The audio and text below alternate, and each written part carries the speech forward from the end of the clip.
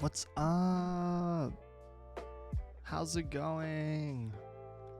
Chat, I am all here for this, like, beach, lo-fi, chill music. We'll go with that. That's what we'll call it for now. What's up? How you doing? How's your day going? Welcome to stream. Also, hi, Lynx. Yeah, no problem. Make sure to find your charger. Ah. Hi. I am feeling something, chat. I feel like I'm on the cusp of a chill week. So, what's up, Teal? Welcome to stream. How are you? Welcome. I hope your day's going well. I hope your weekend's going well. Yeah, hopefully you get to relax a little bit. Also, it's early. Earlier for most people. So yeah, hopefully no one's really eepy or tired.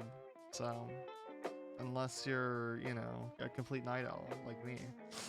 Oh my god, I found it. Yeah, let's go. What's up? I'm gonna be honest real quick, chat. Y'all have got me going down a rabbit hole, okay? I know that this is probably a thing for other people too, where there's certain channels that you don't watch, you like them, but you don't watch them very often.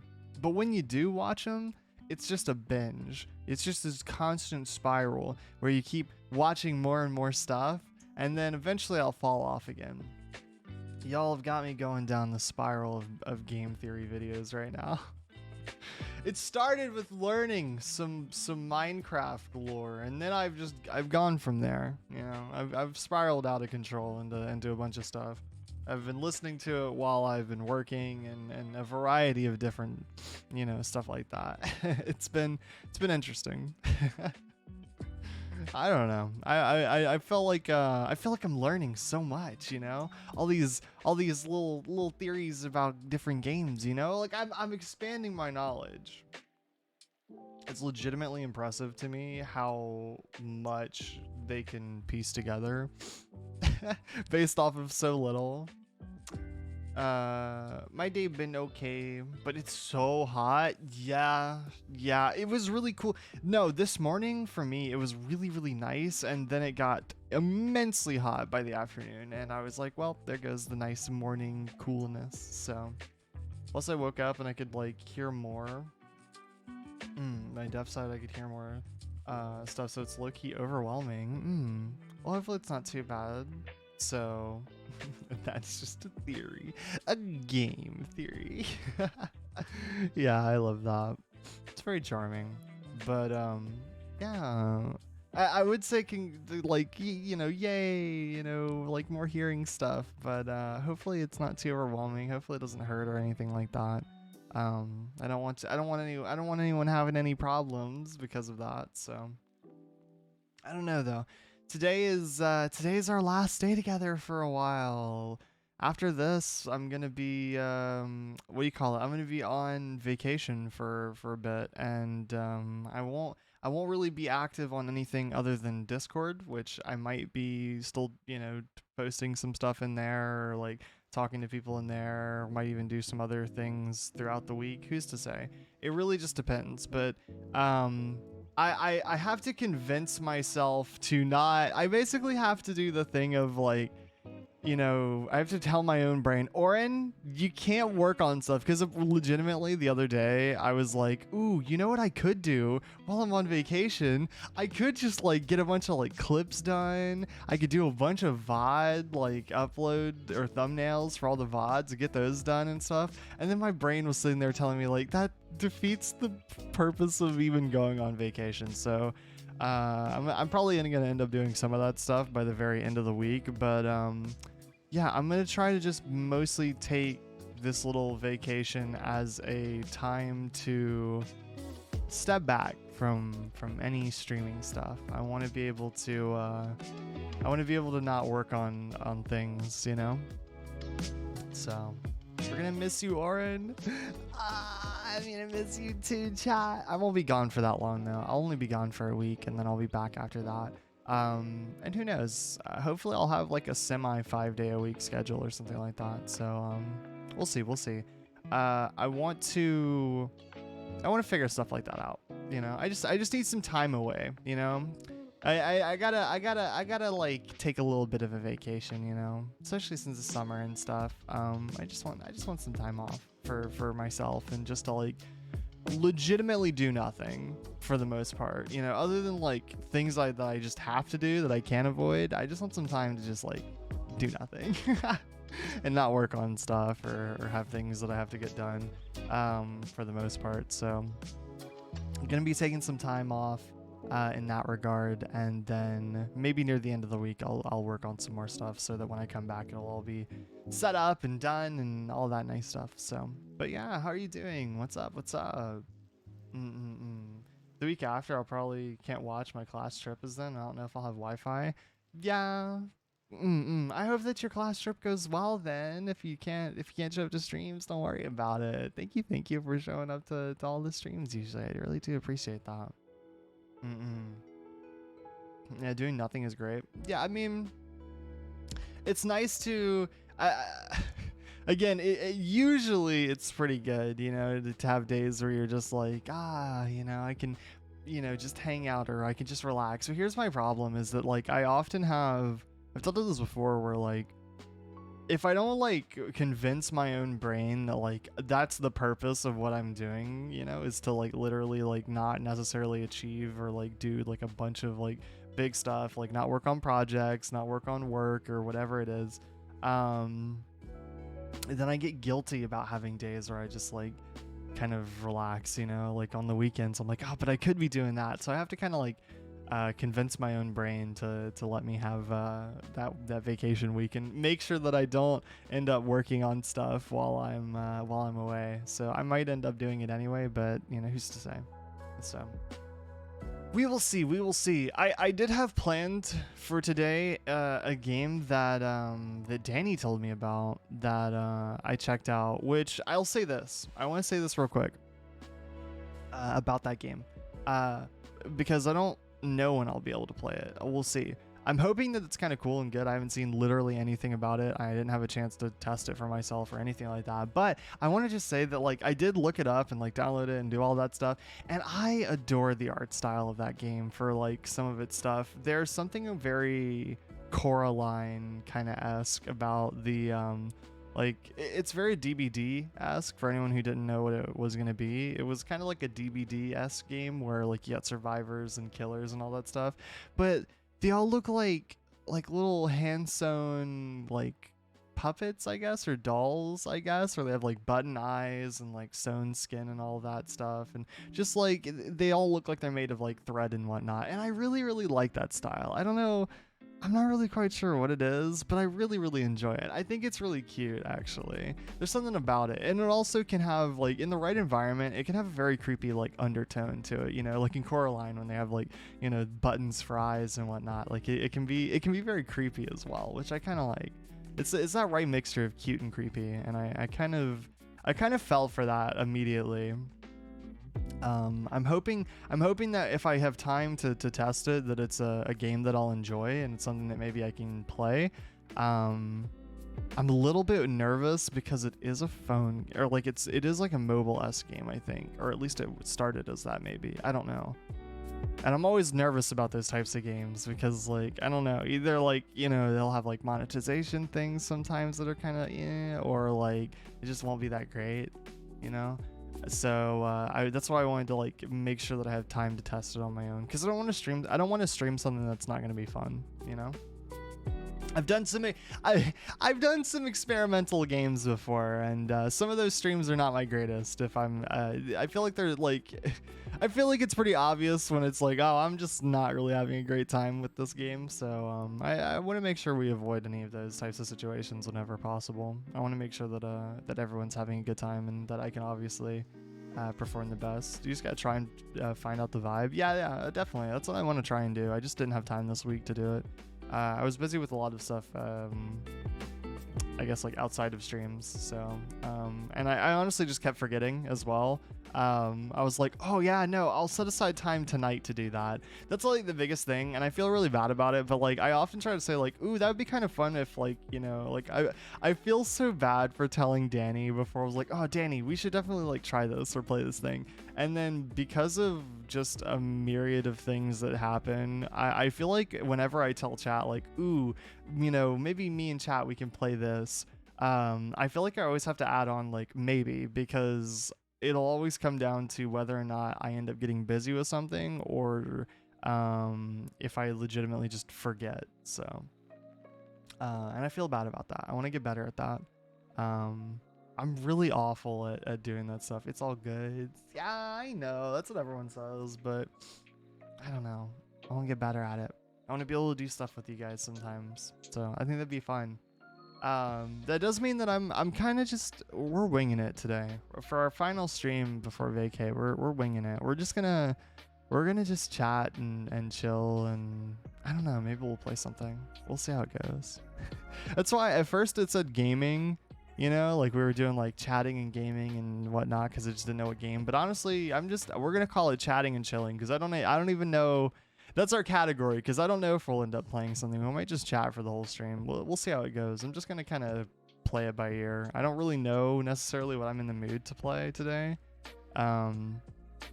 So we'll take it as it goes. So, but yeah, how are you doing, Danny? How's your weekend going? What's up? It doesn't hurt, thank God, but my balance is off and I'm getting startled by like everything.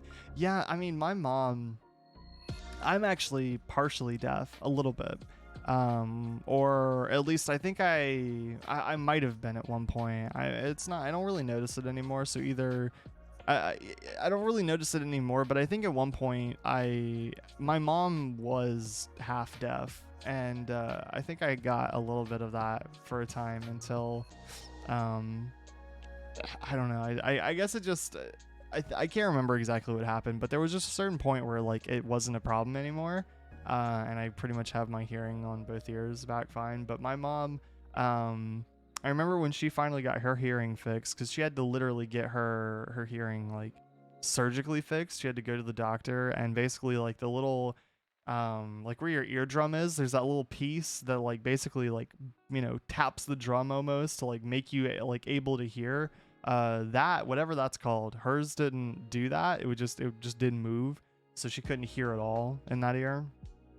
And when she finally got like her hearing fixed and stuff though, which was, by the way, super expensive, like Jesus Christ, like I understand like it's probably a difficult surgery, but it's ridiculous sometimes. Like, you know, I can't imagine what I can't imagine the cost of certain other things that like I know that other people have had to get.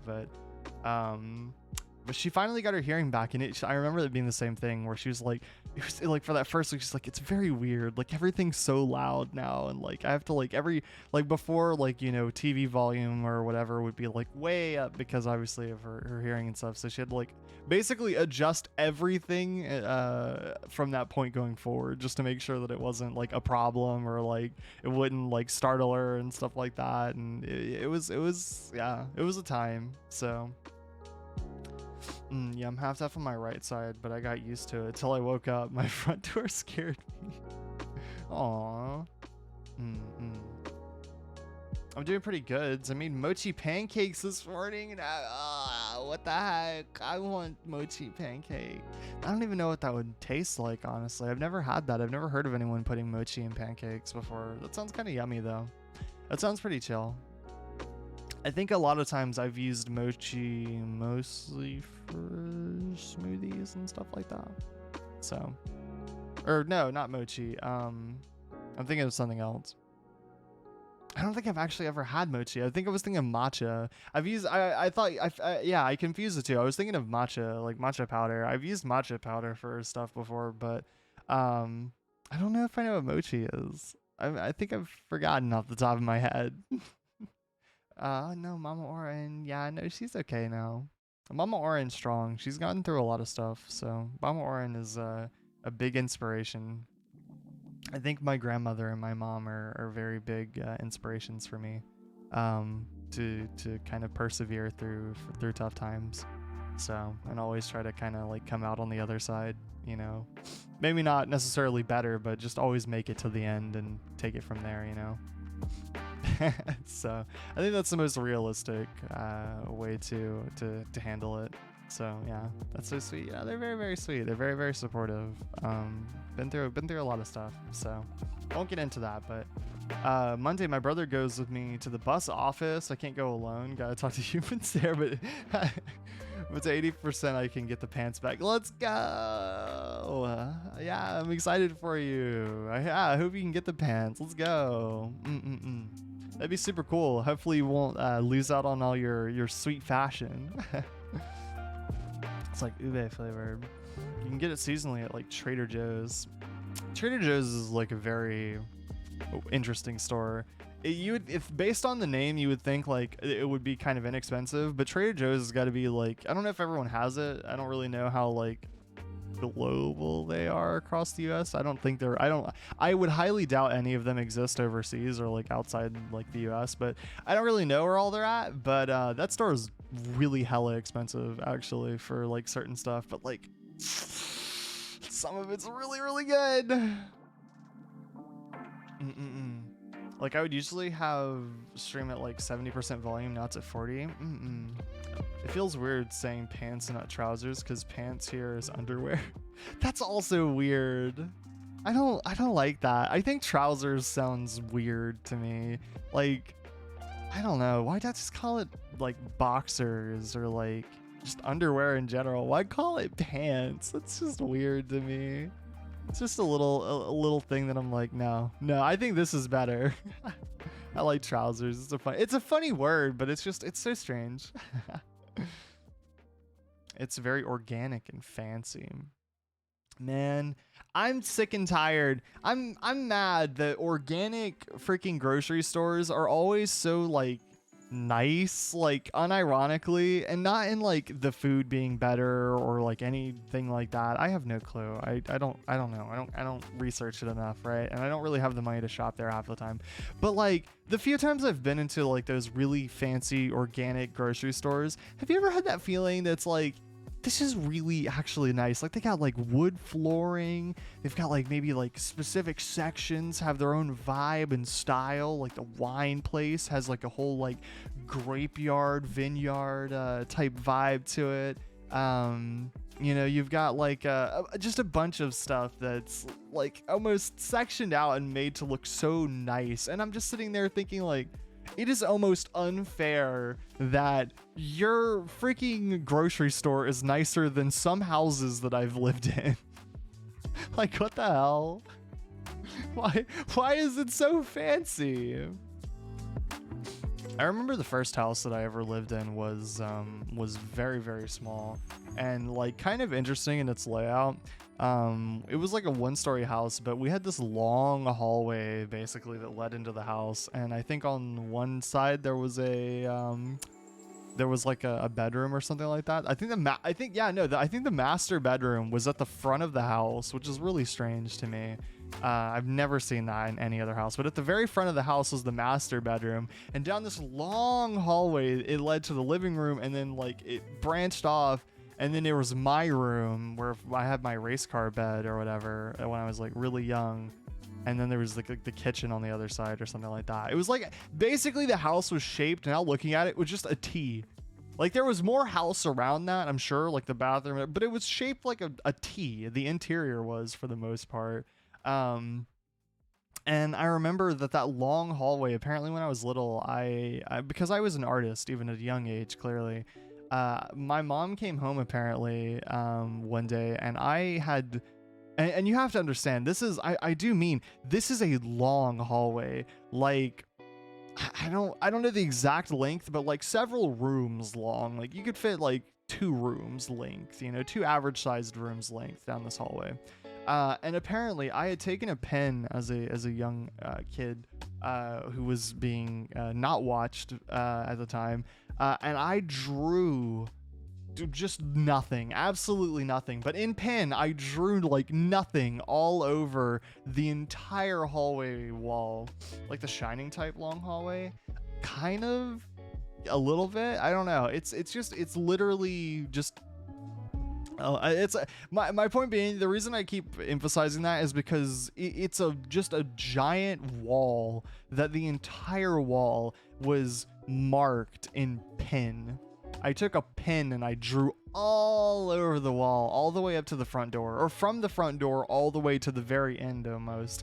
And then I apparently ran up to my mom and I was like, Mommy, look, I drew you something. And it was absolutely nothing. It looked like the same type of, it's like when you walk into like freaking Outlast and like they have like the scribbles, like these insane draw. That's what it looks like. It looks like a bunch of unrelated doodles of nothing. Literally nothing, because I was like 3 or something like that. So what did your mom say? My mom was surprisingly relaxed about it at the time. I think she thought it was really cute, but was also just like, oh god.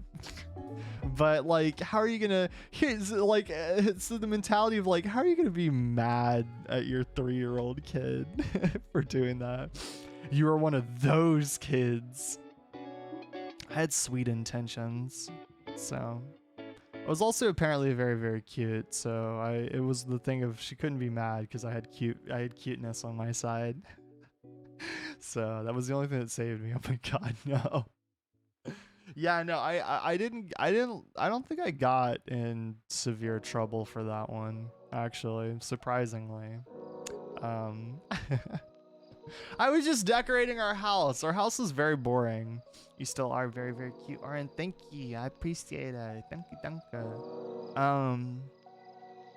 I don't know though. I think that I think I got away with that one.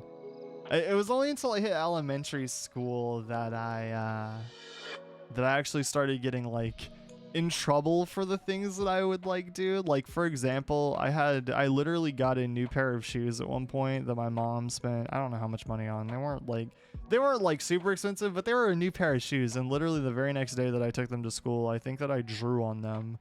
Because there was someone else, like, you ever see those kids that are like really talented even at like a early age at like art and drawing and stuff like that and sketching, and I had a kid like that in my class when I was like in 3rd grade or something, and they like either they drew it or someone else drew it. They drew like all these cool characters all over their shoe, and it looked really awesome actually, because it was just like a pair of like what do you call them, like blank almost canvas type shoes, and they just filled it in with a bunch of cool stuff, and I was like, that would be so awesome. I want to do something like that. And I drew with same thing, pen. I don't know why I drew with a pen all over my shoes, and they looked pretty awful. And then my mom was so angry at me that I like basically ruined that pair of shoes at first, that for the longest time, I said that it wasn't my fault, and she literally drove me all the way up to the school. And I think I'd come up with some like really bullshit answer to say like, I wasn't me. I totally didn't draw all over my own shoes, and she knew I was lying. But she did that thing that like parents do sometimes, where she's like, I'll give you a chance. You know what? If you want to keep digging your own grave, I'll let you do that. But I'm giving you a chance to come clean.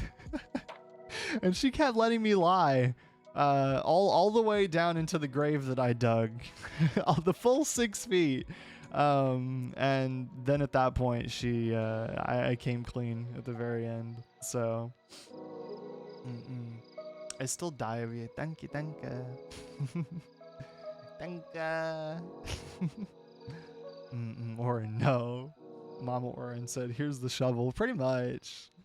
I mean, I did that for a couple things. So my aunt gave me chalk pencils that are washable. I drew and still draw on everything. See, that would have been a good idea. That would have been a smart thing. I should have gotten me some of those, and then we would have been fine. But no, I chose permanent pen for some reason. That was my go-to when I was a kid.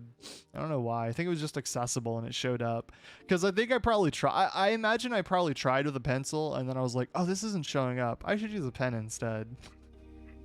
So yeah, that was interesting. Really showing off my creative genius at a young age. Or we just take pens away from Baba Oren. No, don't take my pens. That's what I draw with. I do my line art right off the bat. No sketch. I don't need it. So what if it doesn't look like anything? Psh, psh. That's just because you can't see my vision. I'm a visionary of modern art, all right? And you just can't appreciate that. Clearly, that's the problem. I don't know though. I had a few things where I did various like stunts, mostly in elementary school. I think I was actually I think I straightened up in middle school and obviously high school when I was just like, you know, apparently I didn't feel like getting in trouble for random things anymore. But in elementary school, I did a lot of things that were like seeing if I could get away with little stuff, you know. Like I got in trouble for talking in the hallways all the time and all that stuff, and just like, look, I'll blame it on the fact that you know, I was so curious, obviously. So I was scheming though. I wanted to get away with it. I tried to work around it because I didn't want to get in trouble. I can't remember off the top of my head other things that I had done, obviously, that I haven't already talked about on streams before, but there were a few things. There were a few incidents. So, I don't know, though. Elementary school was weird.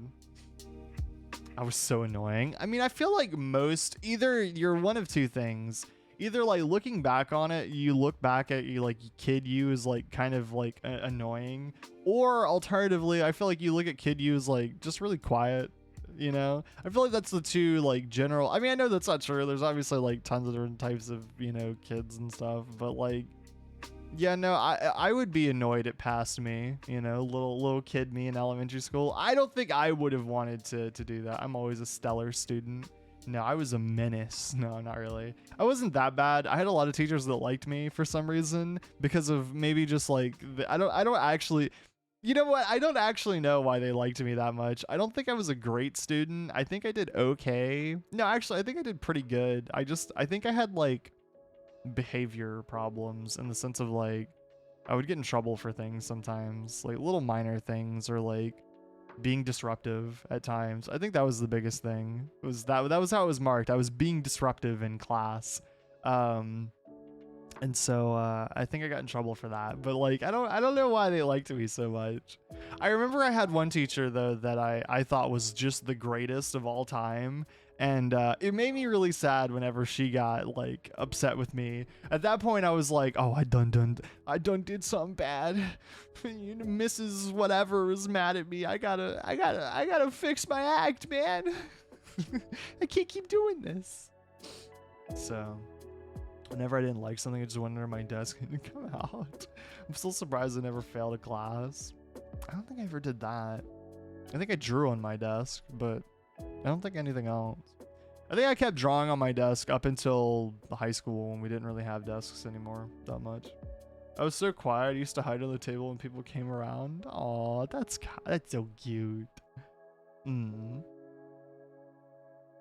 don't know though. I think there was that in like summer camp, because summer camp's kind of like, my summer camp was basically school away from school. My parents didn't have time to like, basically my parents didn't have time to like watch me during summer, so like it lined up pretty well with like basically, you know, school and stuff, because I would go to school and then I'd come back.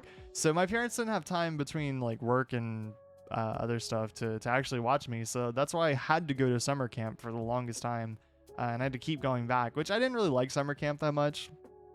It wasn't the greatest, honestly, for a long while, but I did do a lot of like interesting things there. I spent a lot of time at summer camp, and there was a lot of odd things, because summer camp is like more loose school, like it's a lot of recreation and then some school stuff, you know, and so it's mostly just gathering a bunch of kids around to like give them things to do and then teach them, you know, the other half of the time. So I was always at a summer camp or a daycare when I was growing up because my parents were always busy. Yeah, same thing.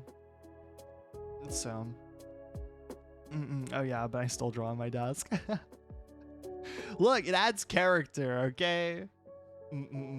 It's look, if you don't ever, if you go your entire life without seeing that freaking Superman S on a desk at some point, then you know that you have not been rolling with the artists, because back in the day, I swear to God, everyone knew how to, I guess, draw that, and they were everywhere, in the bathroom, on the desk, on a wall somewhere. I don't know what it was about that symbol, that S, but everyone learned how to draw it, I guess, and threw it on everything. So the S, yeah, it's really weird.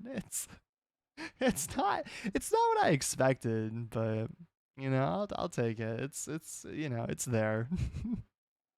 I think that we used to call it the secret S. It always just reminds me of the Superman, like the big S on his chest or whatever. That's what I get reminded of, at least by watching it. Also, I gotta say, man, I'm really sad when it comes to the fact that Henry Cavill is like in so few things. It feels like right now, like you talk about like just a cool guy, man. That's yeah, no, Henry Cavill's a cool guy. I remember when like I was just looking around and like learning about him, because like he was popping up in things that I liked, and I really liked his performances. And he was like, oh yeah, no, I like Warhammer miniatures and stuff. And I was like, he's our hero. He's a nerd. Because I used to collect some of those, not because I'm like a big fan of the lore. It's just like the designs were cool, and that's actually some of the stuff that I used to paint. Because they're super expensive. I'll tell you that much. That's not an easy hobby to get into.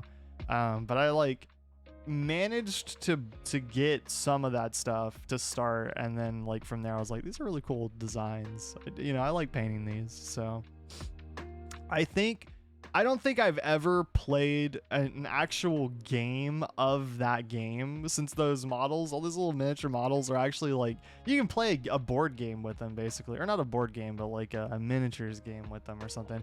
I don't think I've ever played that game, but I have painted so many of those miniatures, because like that was like my art outlet for the longest time until I got back into drawing. So I just used to do that. And it would take forever. You think I'd take a long time to draw, man? I spent an entire day working on painting and stuff. I was not kidding when, for those who have seen my last, literally the last project that I worked on for miniature like painting and stuff like that. I legitimately spent, I think, a month, and I worked on it almost every day at some point.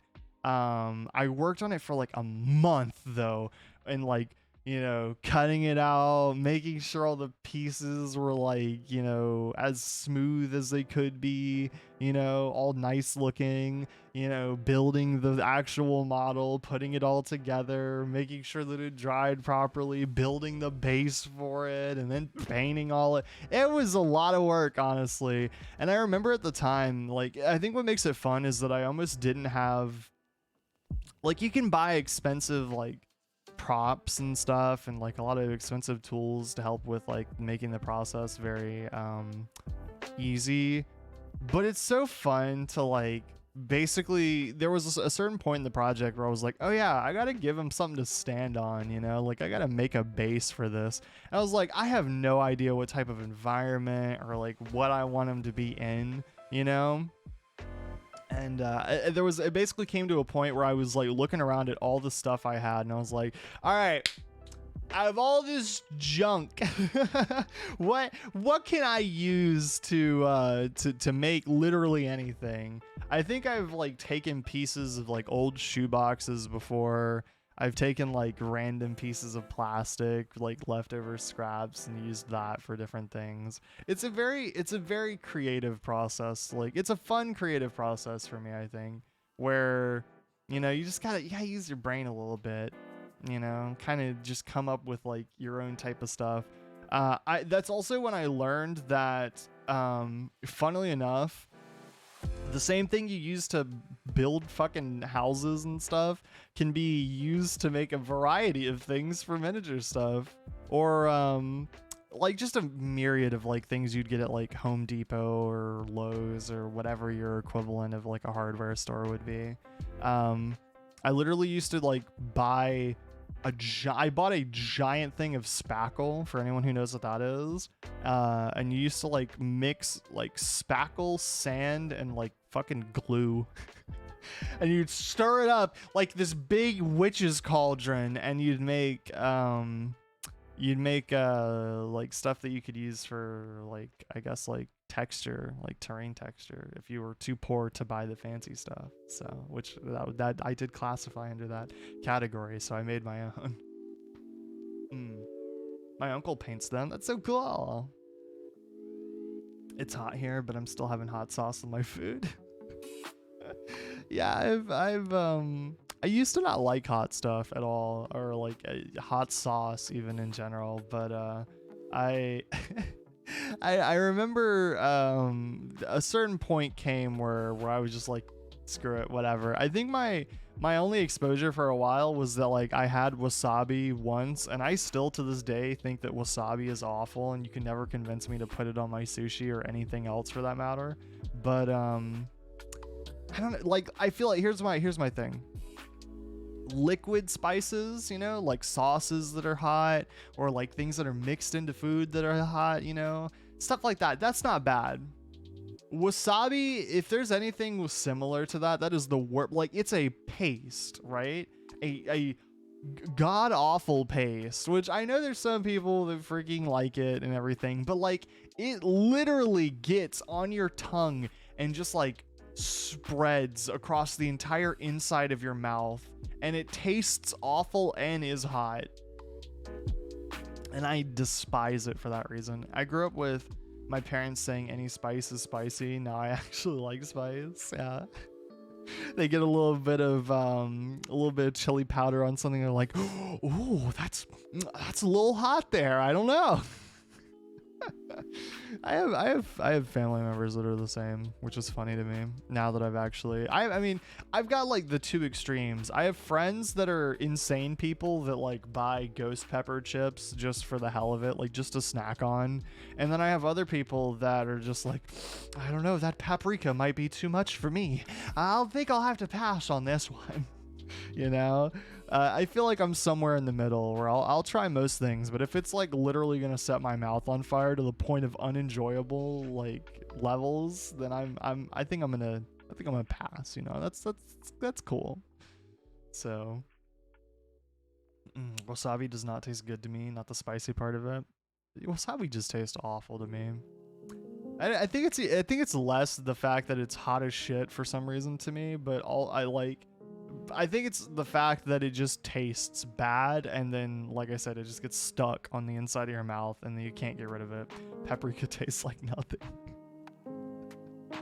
I don't really like spicy food. I try to just sit with spicy yaks. Damn! True, though. True facts. When you're right, you're right. Even turmeric, they would make like curry and put pinches of mild normal spices and call it spicy. I fucking had Indian friends growing up. I've still never had Indian food. I need to. I know the UK has a lot of like really good Indian food. And we don't have any of that here. So there's a lot of cultures that are just like the types of food that are just not available, honestly. And it makes me kind of sad. I would really love to taste like a bunch of stuff from a bunch of different places, you know, but I mostly got to stick to like, I don't know, generic things that you'd find pretty much anywhere. I don't think I have anything truly like, I don't think we have any restaurant that's like that truly special, that little like, you know, that holy place that you go for like one type of food that you're like cannot be beat, you know. I don't think we have anywhere like that. So, but obviously I guess that also depends on like how your exposure to it, you know. I'm sure Indian food is not very special to someone that has it all the time. So I wish that there were more Thai restaurants near me. I freaking love Thai food quite a bit. I've had a bunch of different types of Thai food, and it's really good. And there's literally the only place that I know of that would sell me good Thai food, like closed down. So there's nowhere else, it feels like. So I'm never able to get it anymore. I used to live in a part of London that was literally nicknamed Mini India. Oh, that's cool. It reminds me of like a Chinatown type of thing. there's somewhere else I would want to go to. That would be kind of cool. I don't know. I used to not like Chinese food very much, honestly, but I've recently had a slighted, not, I wouldn't say an addiction, but I had a brief period of time, like about a month ago, where I was really hard craving just like Chinese takeout. Not like great, not like, you know, the best thing ever, but just like average, you know, 6 out of 10 Chinese takeout. You know, I don't know, like it's still good, but it's like it's not like the most amazing. Like the fact that it was just okay was almost like a part of the selling point. So addiction. No. Okay, if I was addicted, I'd still be getting it right now. I'd still be craving, which I'm not. I got my fix, and now I'm good.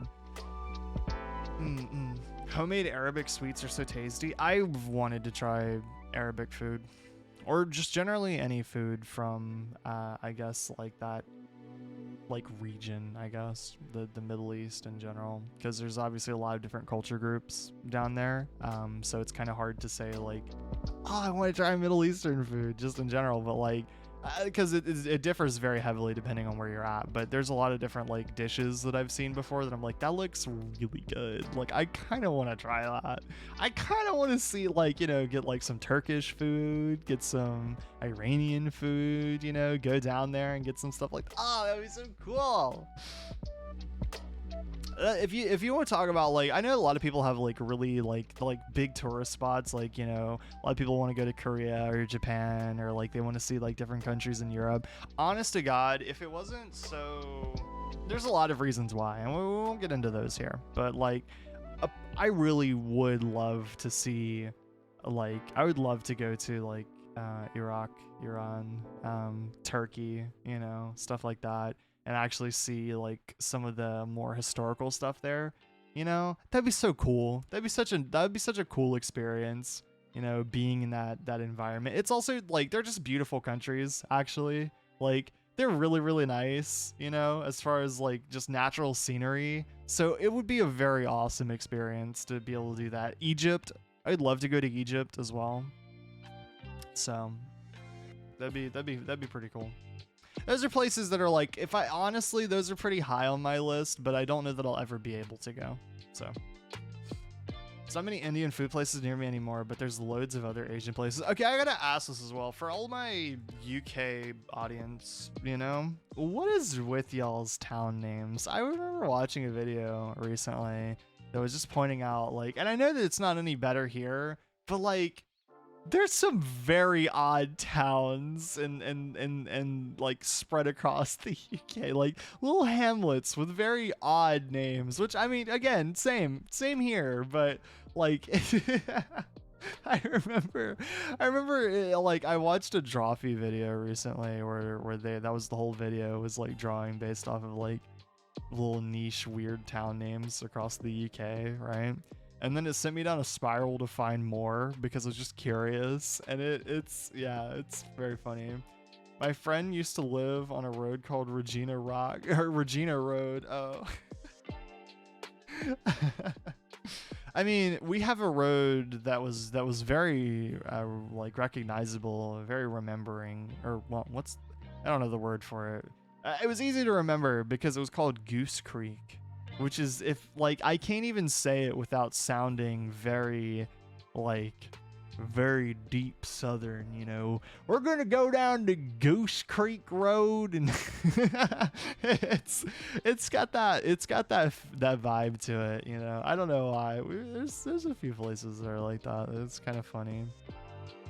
Or like the fact that there's a town called Albemarle, which is just like anything that ends in marl it just comes out. So like, it just, I don't know, that's those really bring out the accent, you know. So homemade my friends in school, and I was in their house, they gave me a big bag of that's so sweet. Love home cooked meals. Very, very cool.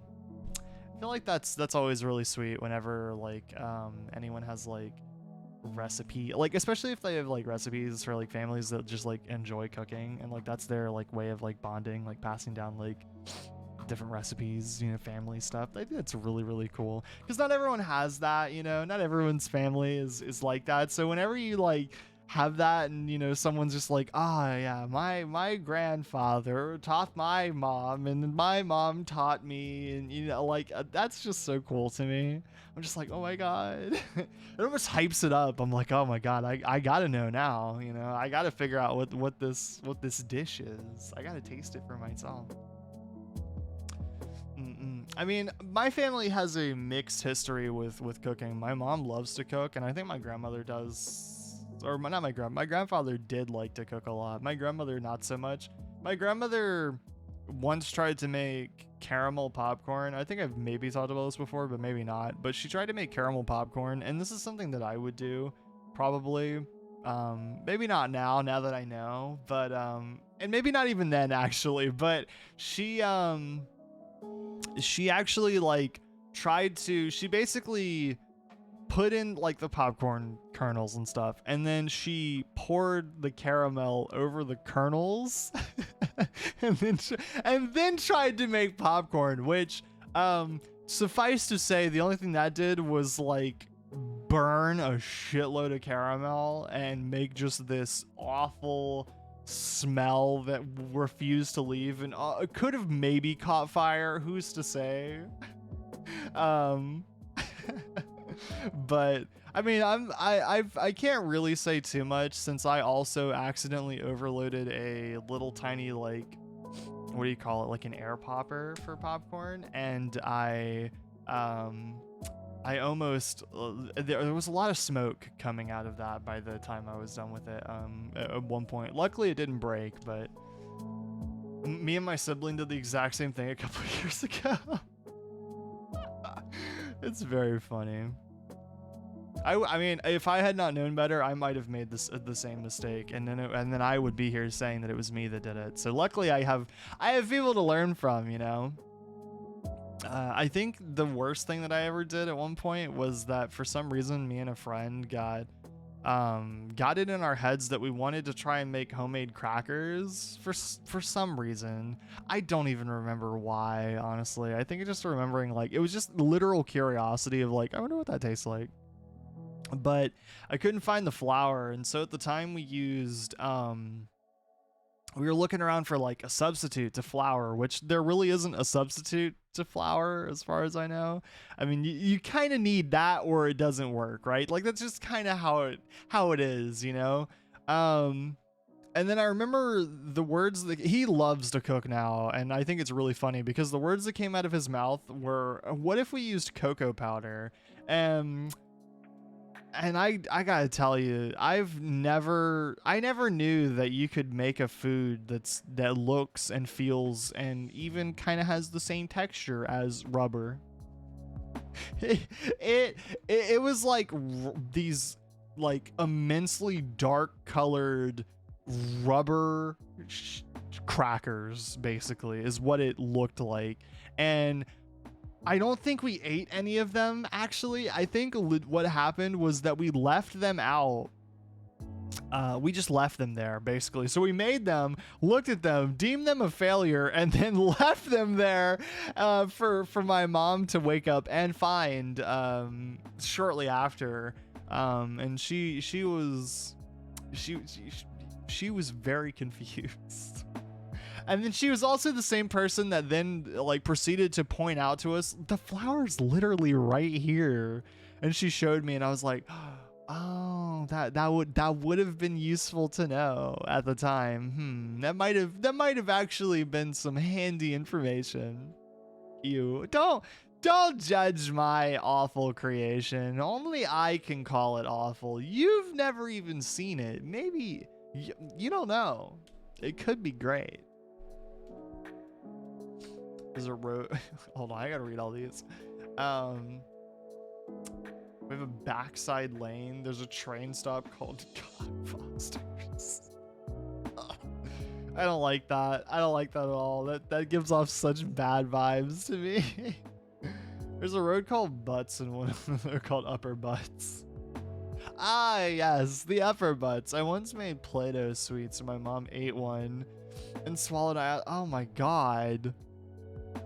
Yeah, I don't understand. Again, we talked about that briefly before. I don't understand what it is with like, Play-Doh, fun to play with, not to eat. Anyway, here you go, kids. Go make food out of Play-Doh. Don't eat it though. Don't you dare eat it. All right. I gave you the warning. All right. It's not my fault. You can't sue us if you make food and ingest it. Okay.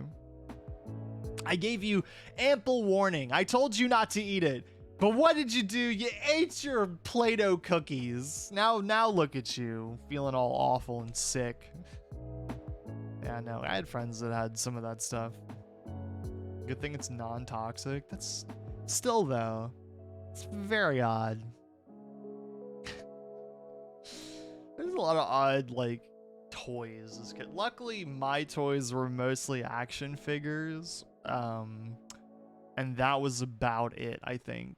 Like, I don't know that I had a bunch of other stuff. You know, I don't know. Maybe that and like some board games. I used to be upset for some reason, because I don't think this applies now. I kind of looked at it again recently. For some reason, when I was a kid, I was obsessed with Monopoly. And I don't know why. Because Monopoly is not a very, like, fun game, honestly. I don't think so. It's a very whatever game, you know? And for some reason, I used to try and, like, beg my mom, play Monopoly with me. And Monopoly also takes forever, you know? And I think as a kid, I used to think there was a lot more strategy to Monopoly than there actually is, you know? So I was very, very invested for some reason. I used to be really good at Monopoly. To the point where you learned the ins and outs of being the greatest capitalist and land renter, owner, whatever you want to call it. I ate toxic stuff just because I was curious what it tasted like. Lynx! You're not supposed to do that! I mean, I got really lucky. When I was younger, I think I ate a flower once, which luckily it wasn't like poisonous or anything like that. But I think I had that same idea where I was really young. I think it was like 5 or something. I was like, I wonder what this flower is so pretty. I wonder if it tastes good. The mind of a child that is very dumb. Where yeah, that was I would think I was curious, and I ate that, and it tasted like nothing. So, and I luckily did not die. Do not fear though, chat, for I have not eaten any more wild flowers since then. I mean, that's what everyone always says about cute animals. You're like, you're so cute. I just want to gobble you up. That's what I did. The flower was so adorable. I just gobbled it up. I ate it. So cute. It must taste amazing. And it did not. It was quite bad, actually. So, but yeah, no, a flower. Monopoly can get very brutal. I don't think I've actually played a ton of traditional like board games. I know that one game that's fun, like funnily, that a lot of people are like super like competitive about was like Settlers of like Catan or something like that. I think I saw like one person in my family had that game, and we never played it, but it was always there, always watching. And I watched some people play it, I think later on for some reason. It was just in a video. And that was an intense game near the end, you know. I don't know. I got a little lost at one point, you know, at the beginning, but I figured it out.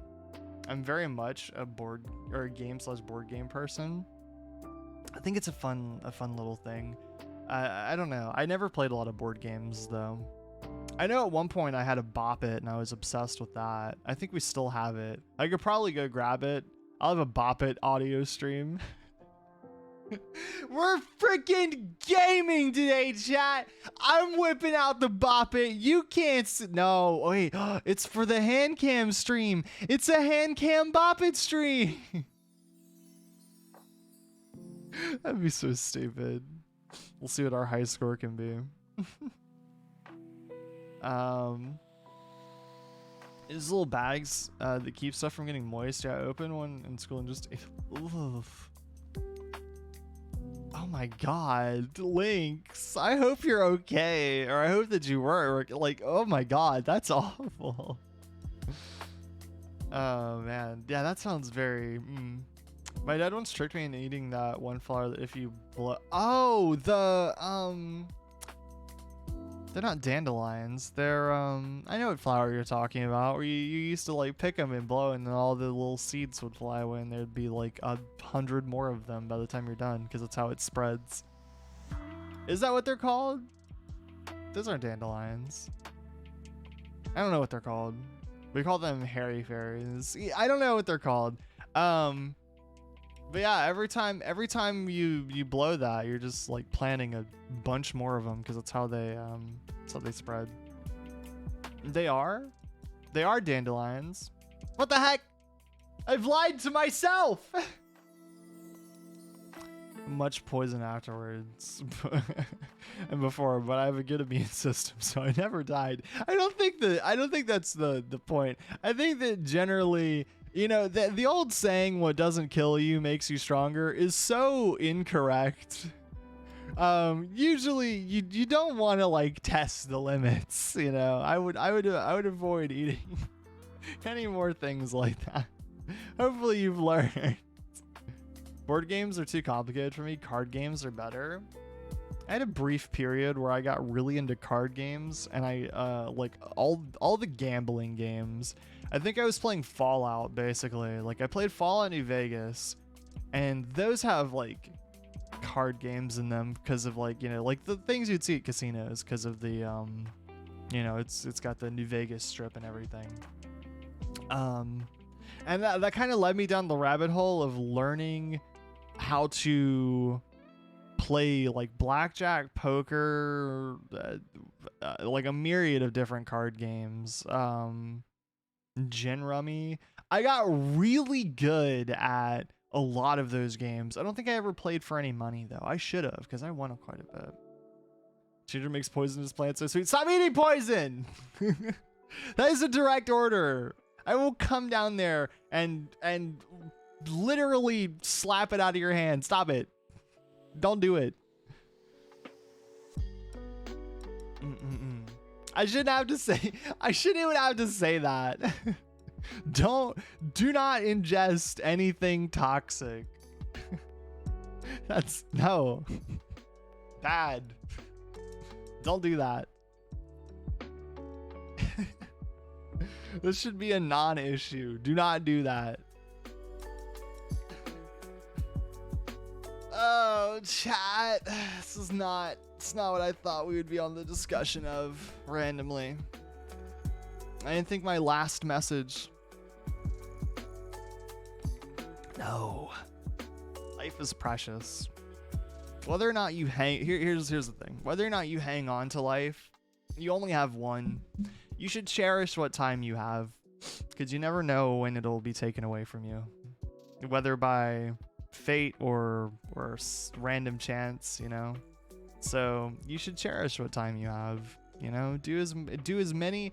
Here's my opinion. You should look at life as the opportunity to do as many fun and cool things as you can before it's all said and done, you know. Make sure to use the time you have. To make sure that you enjoy yourself. You could say, like, make sure that you're living life to achieve all the things you want to do, you know, go with no regrets, but I feel like that's not really plausible. I think what's more plausible is making sure that even if you do have regrets, even if you do fail, just to learn from those things and make sure that you try to enjoy what time you have. Come to terms with that, you know. Make sure that, you know, with what time you do have, you know, you find your own kind of like meaning in it all. Because otherwise, yeah, you know, there really isn't a point to it all unless you kind of make it, you know, unless you give it some type of purpose. I think that should be the reason. So you got to figure out what makes you happy and kind of pursue and chase that thing. And if you don't know what that is yet, then you just got to keep going until you find it. Poet or in time? Not even poet. It's just, I feel like it's a very simple thing, you know.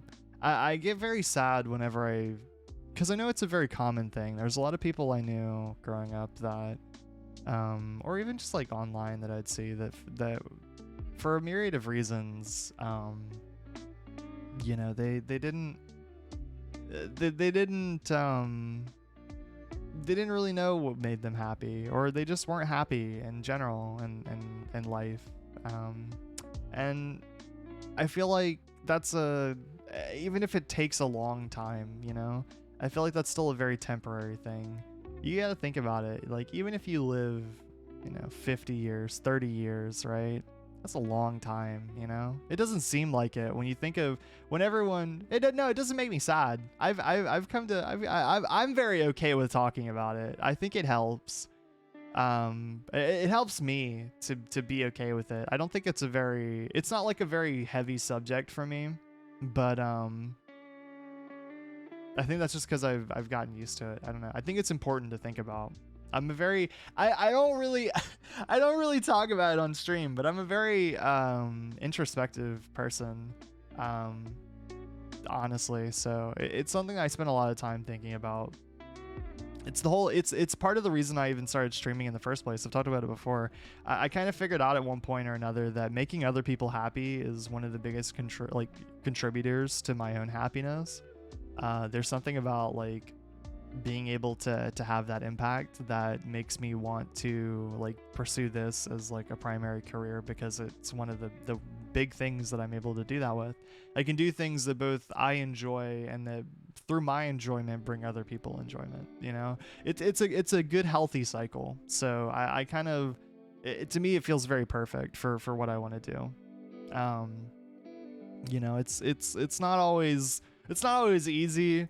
And some days, I really look at streaming and I'm like, oh God, I got so much I got to do. I'm so tired, or something like that. I have off days. I have bad days sometimes, but I also have people that make every stream very enjoyable. I have people that show up and lurk, or they show up in chat, and I have people here to support me, and I really do feel grateful for that, because it wouldn't be as fun on those off days, those bad days without chat.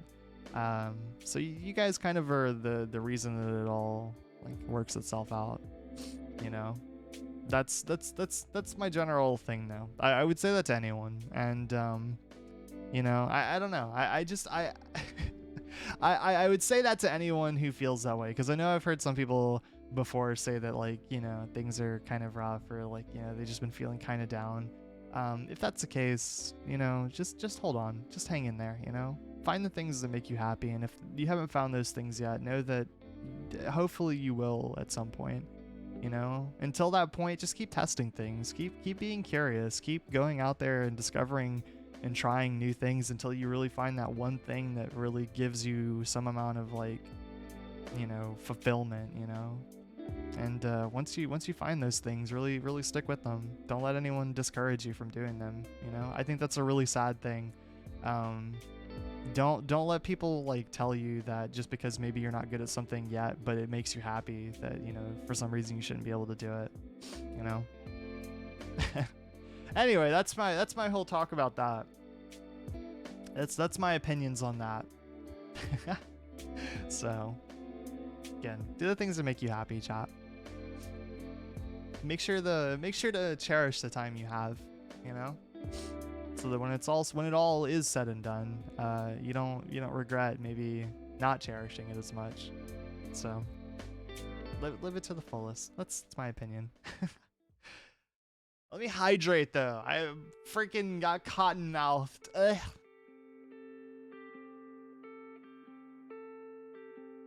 It's got to be one of the worst feelings that I've gotten used to from streaming.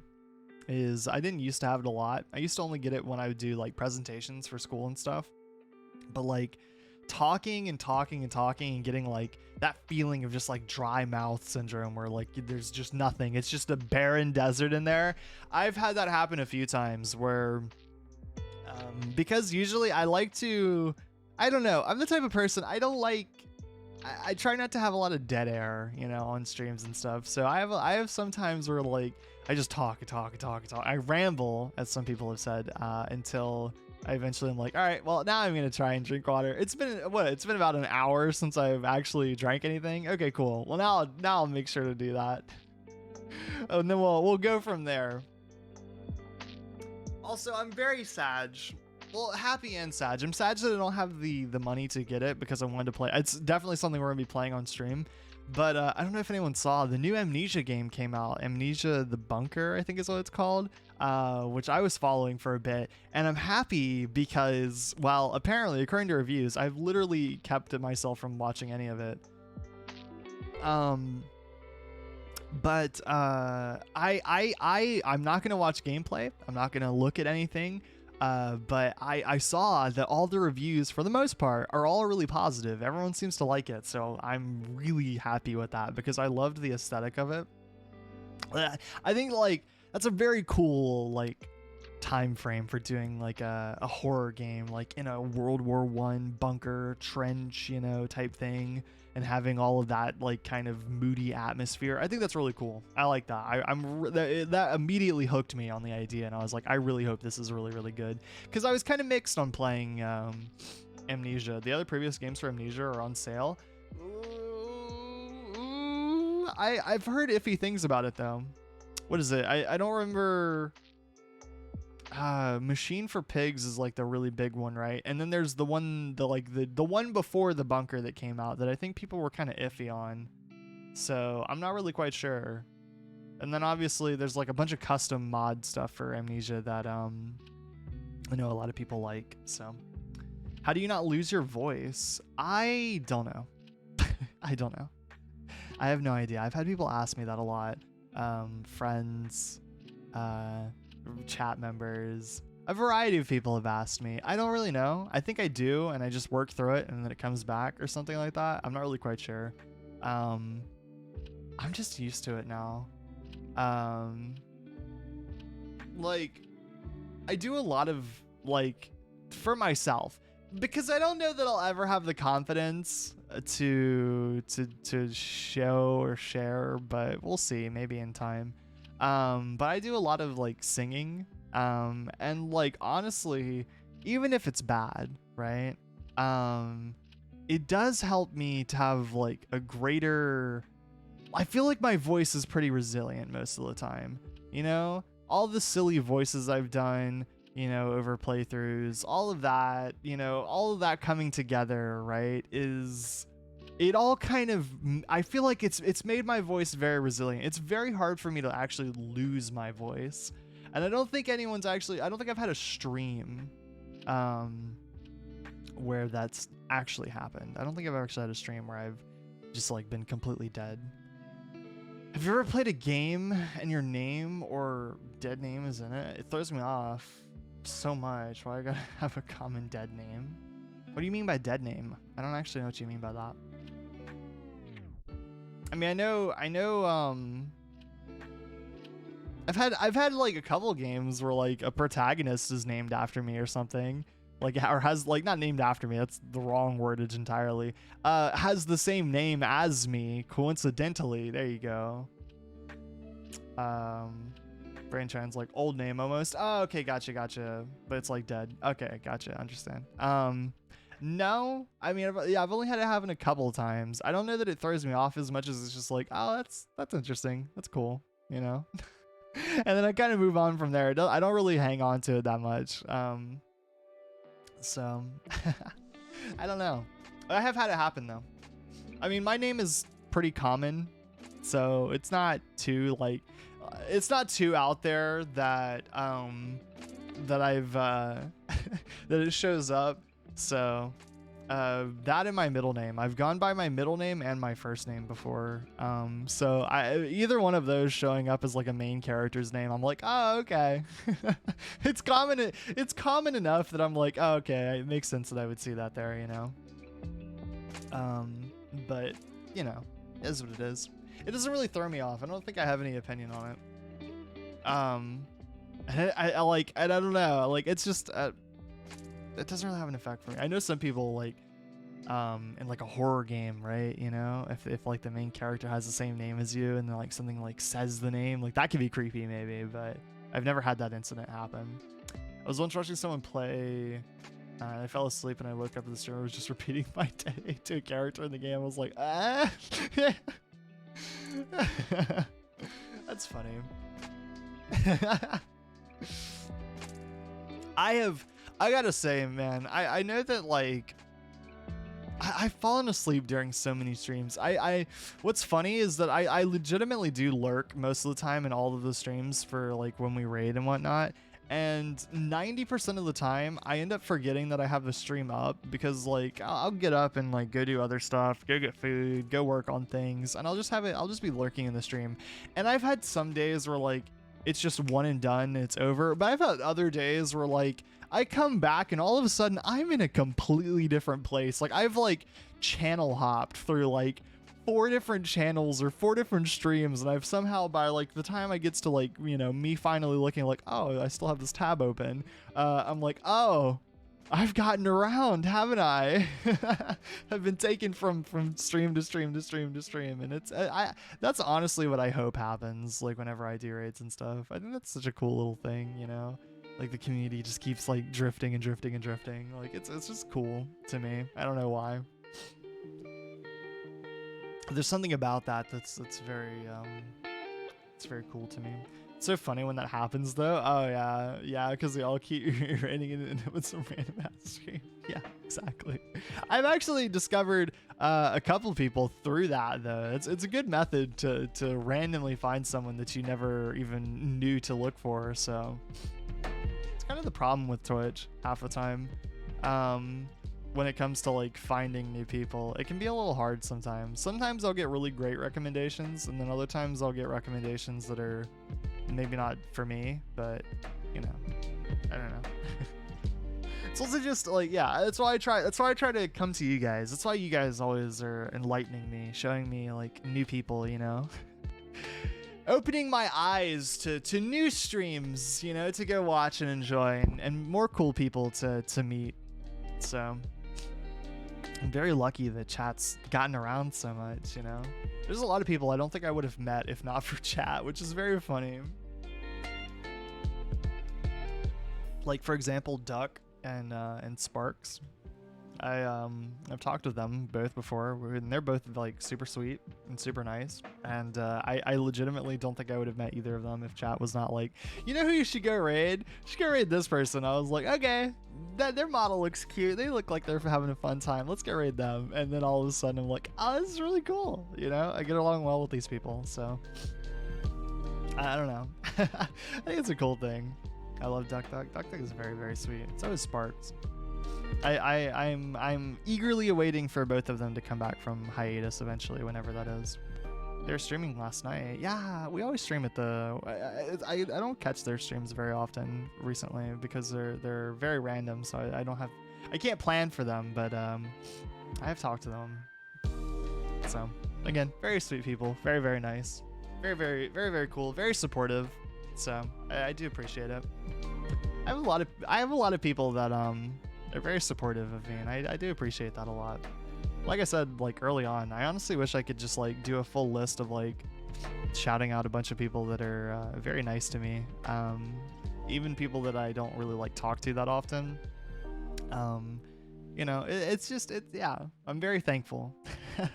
I feel very grateful to have kind of gotten to know so many different people from tons of different places, and them all be very, very sweet and very, very nice to me. I think that's very, very cool. So very, very glad that I have that experience, you know, because I know that's not everyone's first time experience, you know, and maybe for some people it takes a while to do stuff like that. So I'm very lucky that some of the first people that I ever interacted with were very, very kind to me, and I do appreciate that. So I never forget that.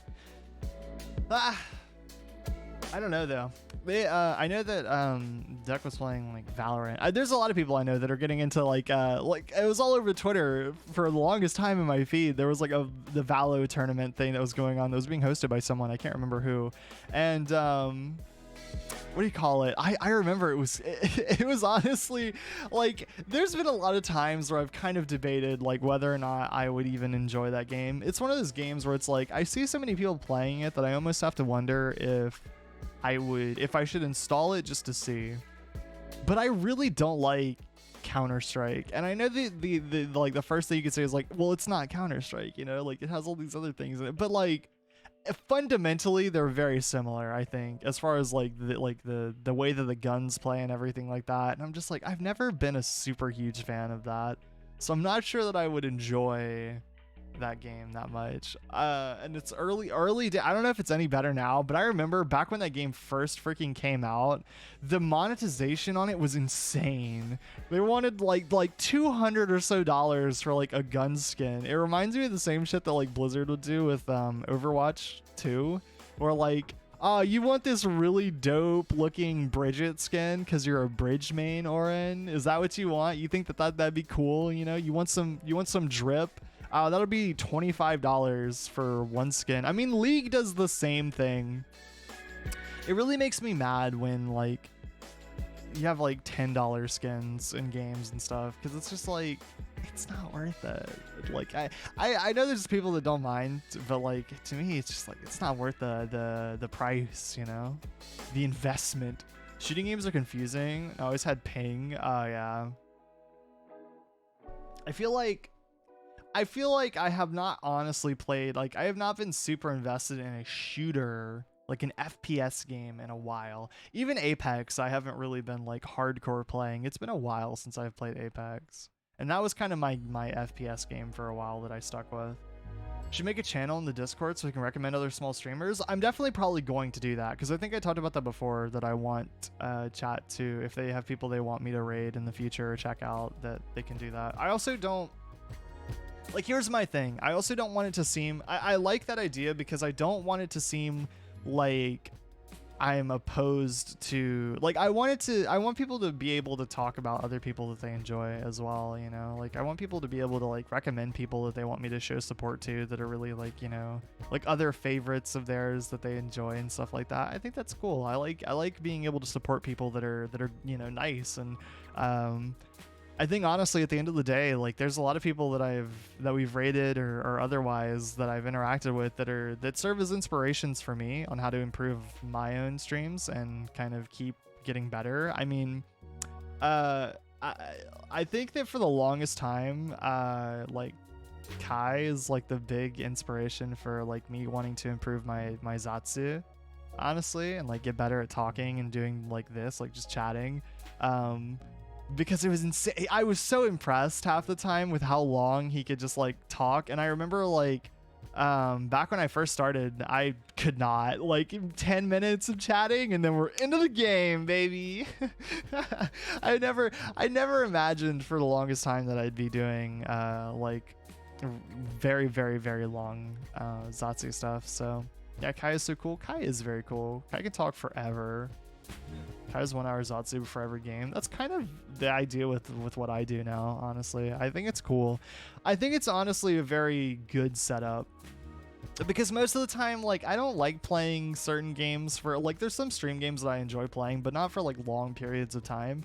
So like, I feel like, well, like doing a 1 hour Zatsu or something around that time length for every stream, just being able to like chat if I have things to talk about and like, you know, see what, you know, chat's been doing and stuff like that. It's very fun to me. It's a short Zatsu and there being a 2 hour Zatsu. I don't think I've done that. I don't think I've done 2 hours yet. So I don't know though. Your Zatsu has gotten so much longer now, Oren. Very proud. Thank you. I appreciate that. Yeah, there's a lot of people that are very, very, very big inspirations for me. Very, very talented people that I definitely want to be. I don't know. I want to be. I want to improve myself. There you go. Because I look up to them quite a bit. So that's you know, that's been my big drive. I think that they serve as good inspirations to help me strive for doing even better in certain fields. So I don't know though. At the end of the day, it's like I just want to make sure that streams are the best they can be, you know. I've had a lot of people that are like regulars, you know, and like have been in the community for a while, and like I just want to make sure that for like newer people or people that are, you know, have been around for the journey, like I want to make sure that like I'm actually making progress to like make the streams even better or nicer, or like, you know, more comfortable and like do more, you know, unique and cool stuff. Because like it kind of took me a long time to get the confidence to like break out of, I would say, like my small little comfort zone. And now I feel like I honestly wish that I had started, I mean, like I honestly wish that I was as comfortable as I am now when I started. But there's not really much I can do about that now. So I feel like the idea is just to like push forward from there, you know? If I had known everything I know now when I started, oh man, geez. It'd be a different story. There would be a lot of things that were very different when I debuted at that point. I would have actually had a lot more stuff planned out, or like, you know, preparation leading up to it.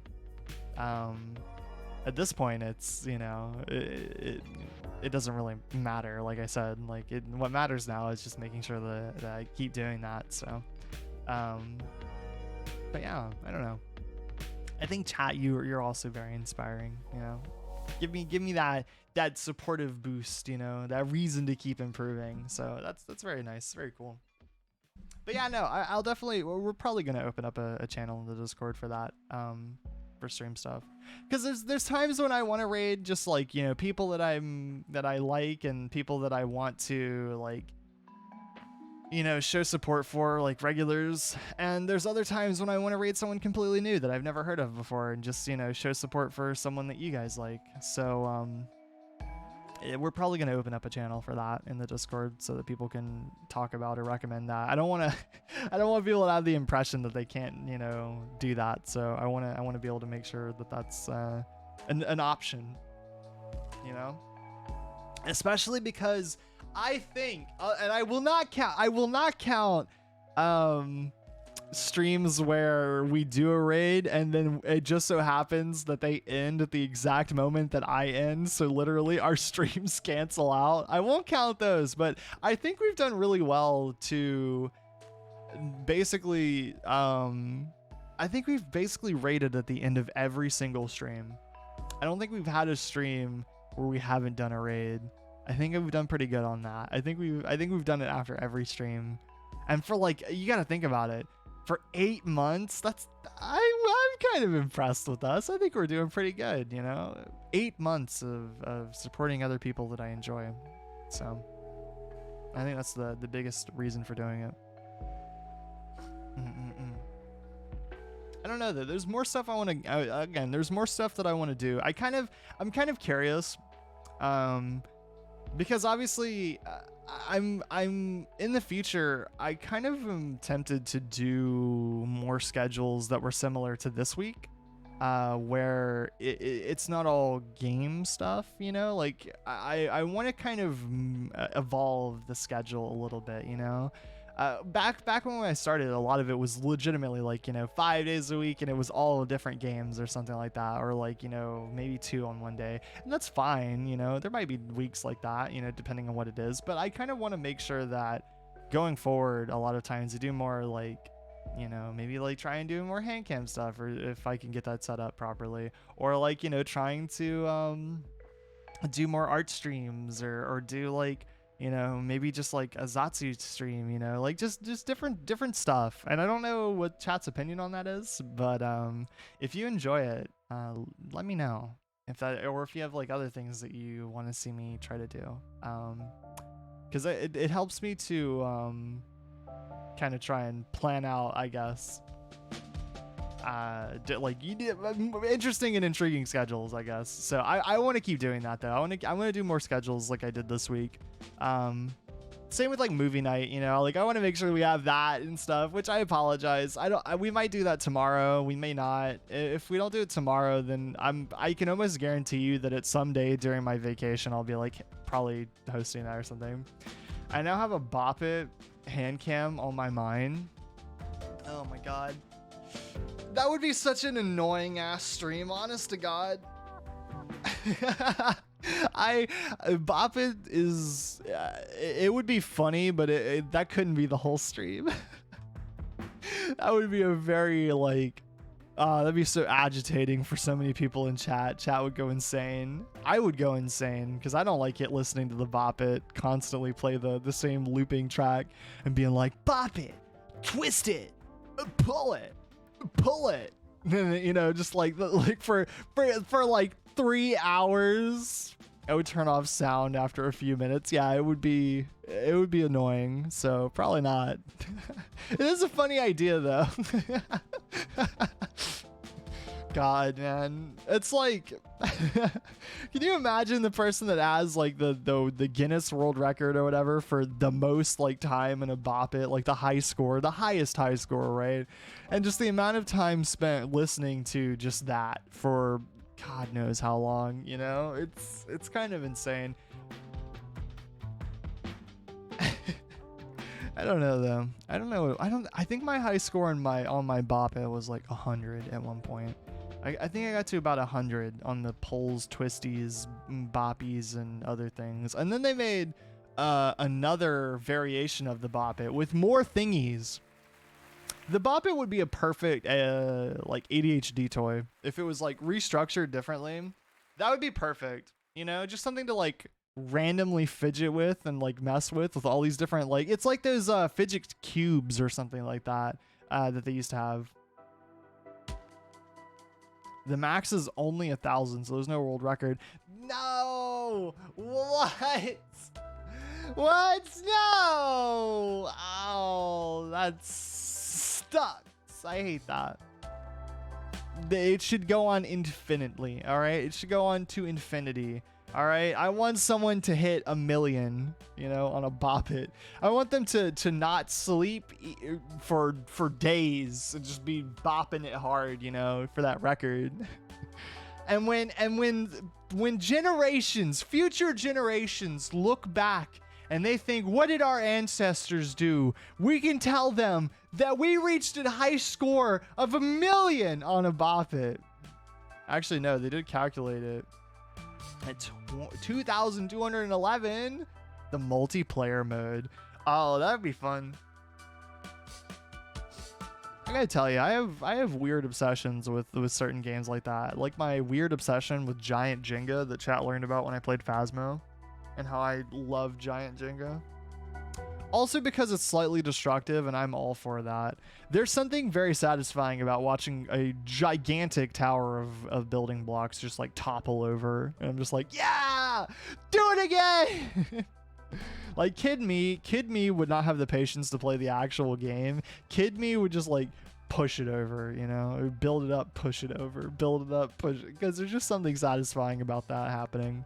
It's like when people do really like complicated dominoes, you know, like really long domino setups, and then you like push one over and it, you know, tumbles all the others and makes this like elaborate art piece or something. Like that to me is so cool, because I don't even want to imagine how long that would take to set up, and like how many times someone probably accidentally knocked over just one, you know, on accident. They you know, their foot was coming down a little too heavy and one of them toppled over, and then the whole thing just has to be reset.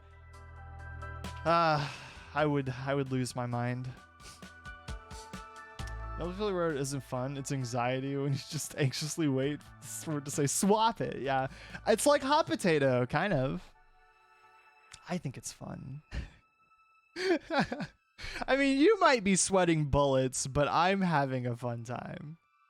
It's really a giant Connect 4 when I was like 13 and the younger kids, but some annoying kid kept thinking or taking the pieces, so I chased him. It scared me till I left that school. It's getting violent over the Connect 4. I don't think I actually liked Connect 4 that much. If I remember correctly. I don't think it was my favorite. I think I played it a few times, but I'm not quite sure. I'm not really positive. Again, like I said, I'm not a gigantic board game type of person. I haven't played a ton of those games, honestly, just because we didn't have a bunch. We had like a few card games, maybe a board game here or there, but not a lot. It's such a teal thing to do. I want that to be a phrase for a lot of things, you know? Anything connectivity related, very Link's thing to do. You know, very like we should figure that out.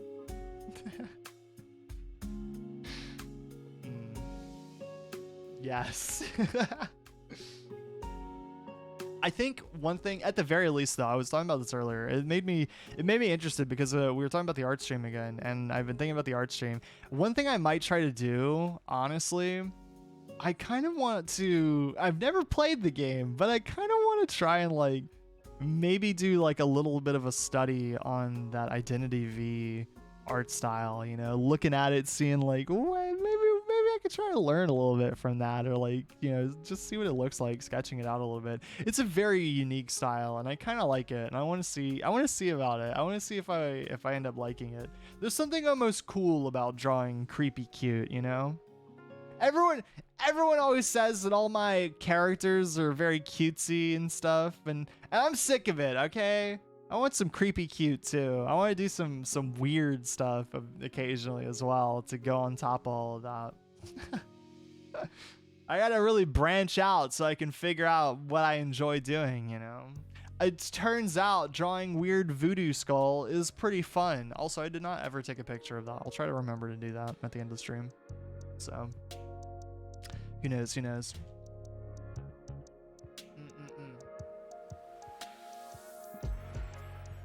Make sure I'm hydrating. I'm talking so much. I don't know though, chat. I don't know what we're gonna do for the rest of today's stream. I don't know if I want to play anything.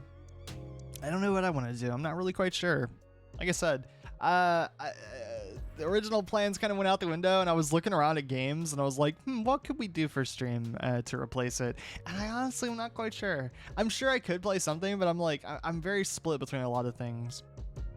I had thought about throwing on Fall Guys, playing maybe a little bit of Fall Guys, you know, seeing if that would be something that chat would want to join. DDLC? What's DDLC? I don't know what that is. Or if I do, then I'm not sure if I remember. I don't remember. Oh goodness. Does chat know what that is? Is chat familiar? I don't know though. I that, and I was also between like maybe trying to do another run. Oh, Doki Doki. I wouldn't want to just do that. I would want to do that as its own thing, like a dedicated stream where we do that as well. I don't know that I would want to do it's long, you need a whole stream for it. Yeah, exactly. I don't know that I want to just like tack it on. Like I don't want to tack it on to like the end of the stream, you know? I feel like that'd be doing it a disservice, since it's a very a lot of people like that game. My brother just threw threw ice at me and it completely hit my head. What the heck? It's getting violent in this house. Kids just throwing ice at one another. Also, what was it the other day that people were talking, conkers or whatever they're called, that I was being educated on, that I don't know what conkers are, because in the UK they come from these trees. If that's what y'all are throwing at each other, that's some weak sauce. Y'all don't, man, you don't know any. That's just like a round ball, all right? You don't have round hard ball that also has spike on it that hurt when you get hit with it, okay?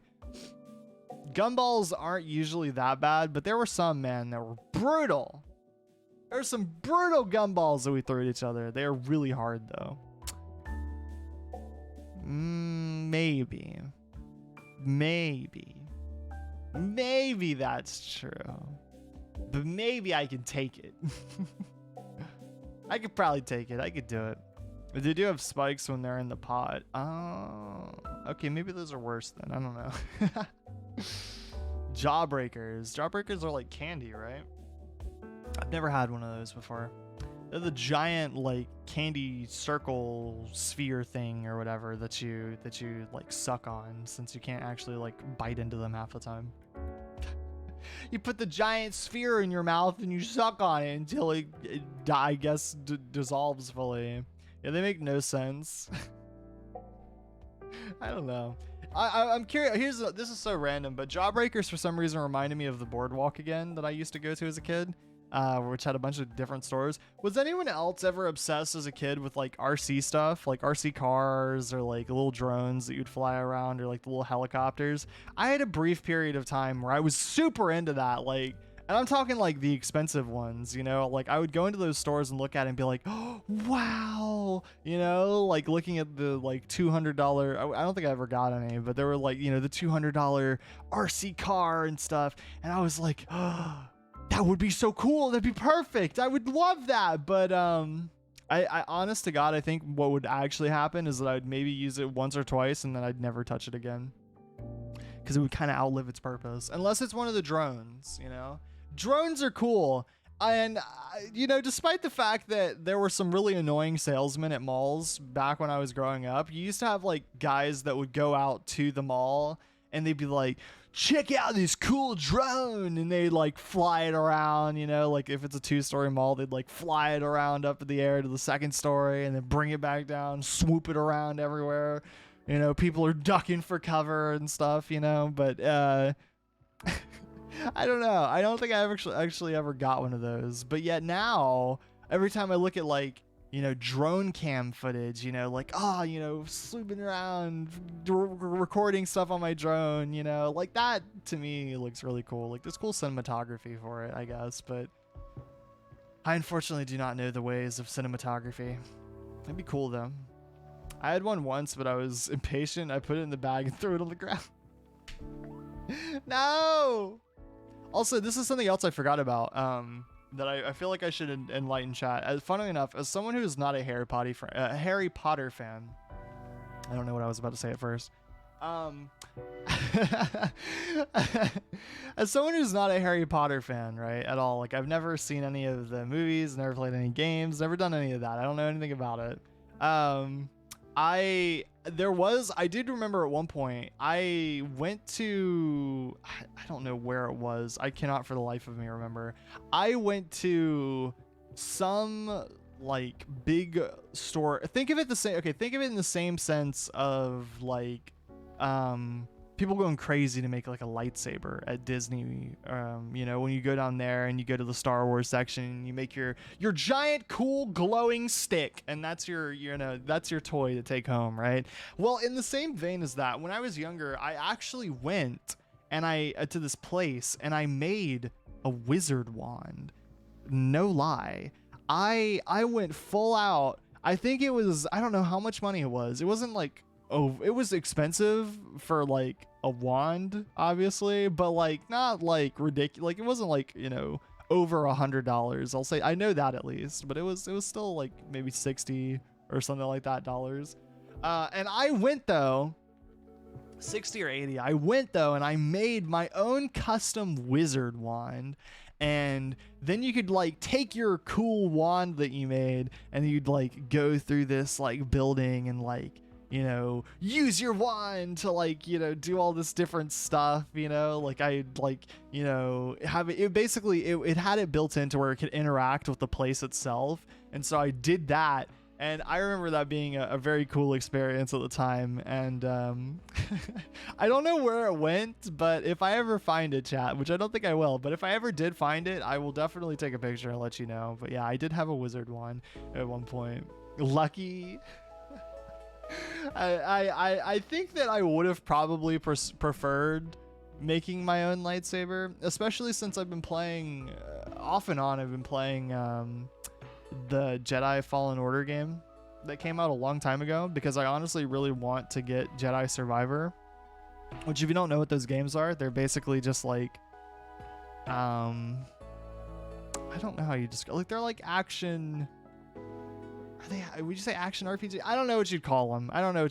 But they're just like little action, like Star Wars action games that are pretty good, honestly. And you know, there aren't a lot of great Star Wars games coming out, so like I take what I can get sometimes, you know. There's not a lot of great Star Wars media, so as someone who's still a fan deep down inside, you know, I take the cool stuff when it comes out, you know. Nothing has ever really come close to the golden age that was like Knights of the Old Republic, the best role-playing game. All right, I don't need Dragon Age. I don't need, you know, Dragon's Dogma or whatever else you got. Give me KOTOR. Give me a new Knights of the Old Republic game, or I will burn the building down. What's up, Fazdu? How's it going? How's your day going? How are you? Hoi hoi, how's it going? We're just chatting. We're just chatting and chilling. Do not mind my idle threats for a new Knights of the Old Republic game. I'm definitely not seething inside because there hasn't been a new one. I am so upset that there are so many random little, like, that game is so ingrained. I don't know if anyone else has this, where like you have a game that's so ingrained in you, right? That you remember just the most minor lines, you know, like you know it inside and out, right? That's me with some areas of Knights of the Old Republic where I just remember everything. I know exactly what I have to do, where I have to go, all the NPCs. Like I know it's so ingrained into me as an experience, and I love that game so much.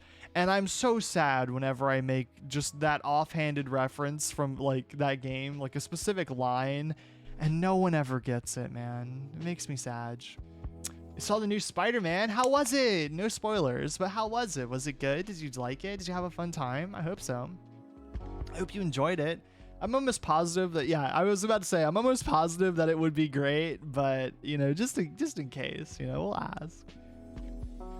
I heard it was pretty good. So it doesn't have an ending though. That's unfortunate.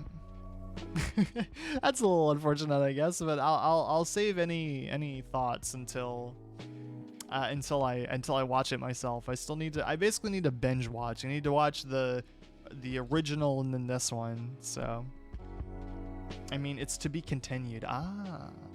That's cool then. I don't mind. I guess I don't mind fully, you know, like I'm a little sad, but I don't fully mind, I guess, you know. Like I always like there to be a semi-concrete ending to things, and then you can like continue it. But you know, I'll wait like it's a TV show. That's fine. Sure. I've been watching a lot of different shows, man, recently. I've been expanding my knowledge, chat.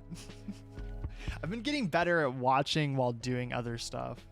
But I've also had the opposite problem where I pick the worst times to watch something, and I've had nights where I've literally like turned on something and be like, oh, yeah, let's definitely watch that. And I make it about halfway through an episode of something or like a couple episodes into something, and then all of a sudden I'm just gone, asleep, fully passed out in bed. Because, you know, I want to get cozy for the show watching, but if I'm too tired, and I got some comfy pillows, so I don't last long. Same. Yeah, I mean, I don't know. I feel like I don't know. There's a lot of movies though that like they don't have like concrete endings, and then like something might happen. Here's the problem with doing that, basically, right? It's the reason I don't like it in shows either. I honestly don't like cliffhanger endings, right? That's me at movie nights. We've only had one movie night and you only passed out of one of them, okay? And it was, granted, really late for you, which is why I'm kind of curious to make movie night its own day, and schedule it as such so that it's not so late for people when they do it. Because I want to make sure that most people can actually show up and watch through the whole thing and they don't have to miss anything. I honestly though, like I remember looking back at that movie that we watched for movie night, and I would rank that as a solid okay. You know? I don't know that I'll ever watch that film again, but it's not bad. It's just okay. I fell asleep 3 times during movie nights. Oh, during other ones, yeah.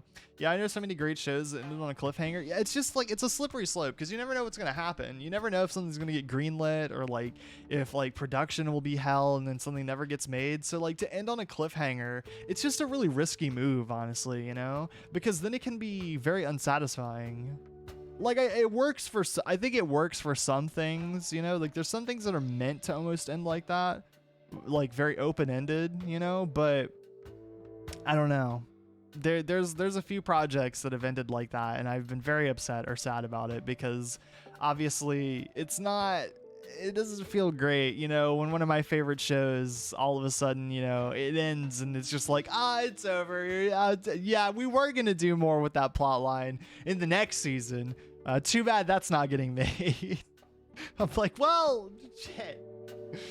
So, or movies that end up in like production hell. So, I mean, that's kind of like the biggest problem for, what's it called? Incredibles 2, when that came out. I'm not going to like spoil that movie. I mean, I still like, I think that's a good movie. but it's definitely not as good as the original. And I think it kind of suffers from the fact that like it's a direct continuation of the original movie, but it came out like 20 years later. So you're not really riding the nostalgia train anymore, or like it's like, you know, when you get back into it, it's like starting off directly where the last one left off. It's like it's a mixture of being really cool but also being like interesting. To be honest, perfect ending for me was the ending of Gravity Falls. I have not seen that show. I've seen bits and pieces of Gravity Falls. I feel like I should though. I feel like that'd be a cool show. I think the one show that I'm wanting now is I want an anime, and I say and here's the reason. I'm gonna start. Sorry, phone fell. No, you're fine. I want an animated show that is based on, it is like a cosmic horror. I want an animated cosmic horror show. That's what I want. All right. The reason that it would be animated as opposed to live action is because you can do so much more with animation. And there's not enough cosmic horror medium, like, or media out there, it feels like, you know, like I need more, right? And I would love to have an animated show that is based around, like, here's my structuring for it. Honestly, it's the way that I hope that a show like Arcane gets structured, because I love Arcane, but like deep down, I really hope that with Arcane, what they do is that after season 2 of Arcane, they wrap up the storyline they did for season 1.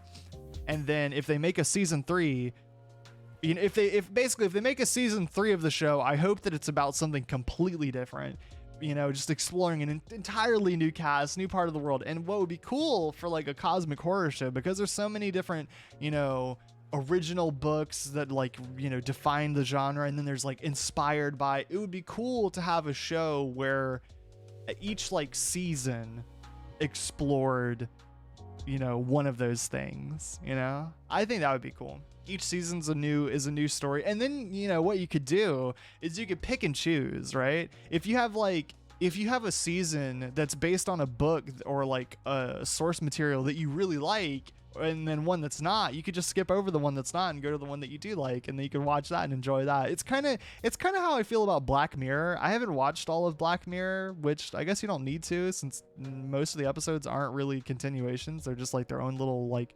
isolated thing.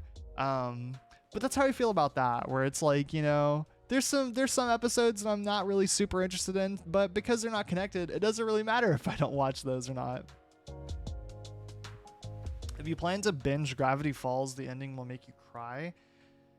Man, I'm a very emotional person when it comes to certain sappy stuff. I've cried numerous times while watching Adventure Time, and I'm not even done with it yet. I don't know when I'll watch Gravity Falls. I probably will at some point. Maybe. We'll see. I got a bunch of other shows that I have to watch. I've got like shows that I have to watch that are recommended to me, and then I've got other things that are just like on my own personal list. So I mean, you will if you like the characters. I'm sure I would. I've heard that I've seen bits and pieces of it, and they're very charming, like the main cast. So very good performances. I think there's one show actually recently though that I kept.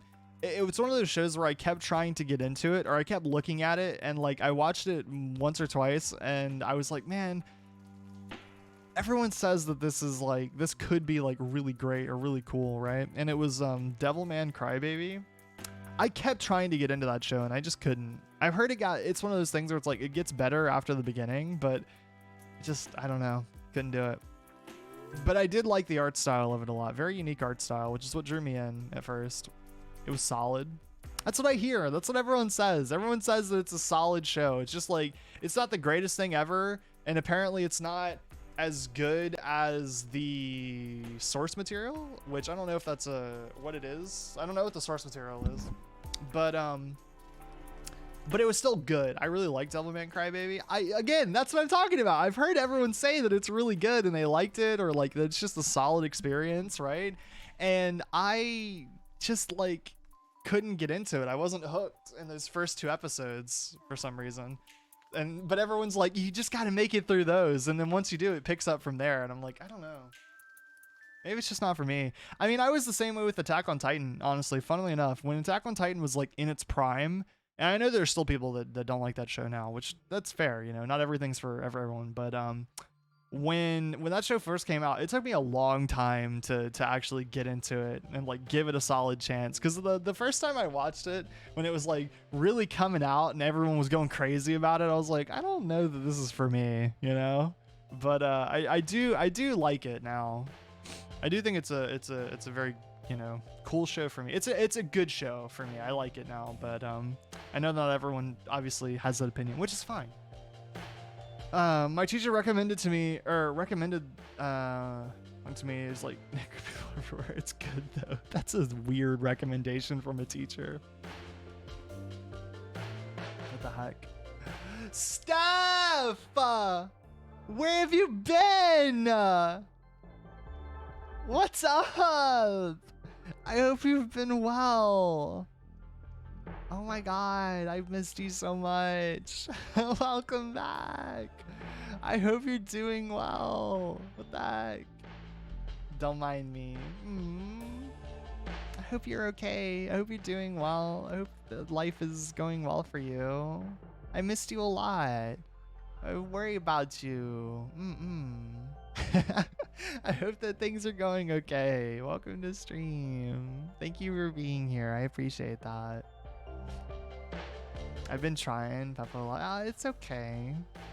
You've always got us here. If things are bad, or you know anything like that, I will always support you. Yeah, we missed you. We definitely missed you. Love having you around. I'm sorry. I hope that you've been doing good though. I missed y'all too. Yeah. I did a project on the tech in anime and manga. It's just like Devilman Crybaby is good. Oh, gotcha. I recommended my art teacher Blue Period. Blue Period is a really good show, but it's really sad. So I see so many spoilers from Attack on Titan that there's no point in me watching it. I disagree entirely. Here's my thing. Even if you've seen spoilers for it, there's something about. There's a difference between here's my thing. There's a difference between watching, and this applies to any show, I think. There's a difference between knowing what's gonna happen and then seeing it happen, right? And even if, I gave up on AOT. Even if it's not your thing. That's why I say it applies to most things, in my opinion. Games, movie, show. The difference between actually playing something for yourself, even if you know what's going to happen, and like being in the moment when it happens, or watching an episode, watching how it all builds up to maybe that thing that technically got spoiled for you, it does still make it impactful, I guess, you know? I think that I think that it's if it's something that interests you, you should still check it out, you know, for show, anything else.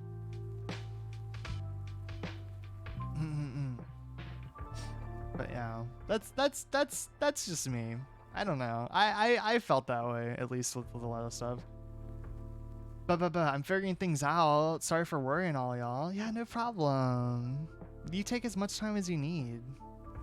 I just hope that you're okay. And if you're okay and you just need time to figure stuff out, then that's totally fine. You know, you do what you have to do. And we'll always be here to support you. How have y'all been? Well, I have been very good. Streaming stuff has, I think, improved. I think I've gotten better. We're hitting about a 2 hour. We're actually gonna do it. Yes, we're gonna hit 2 hours for Zatsu, which I don't think we've ever technically done before. So I'm doing good.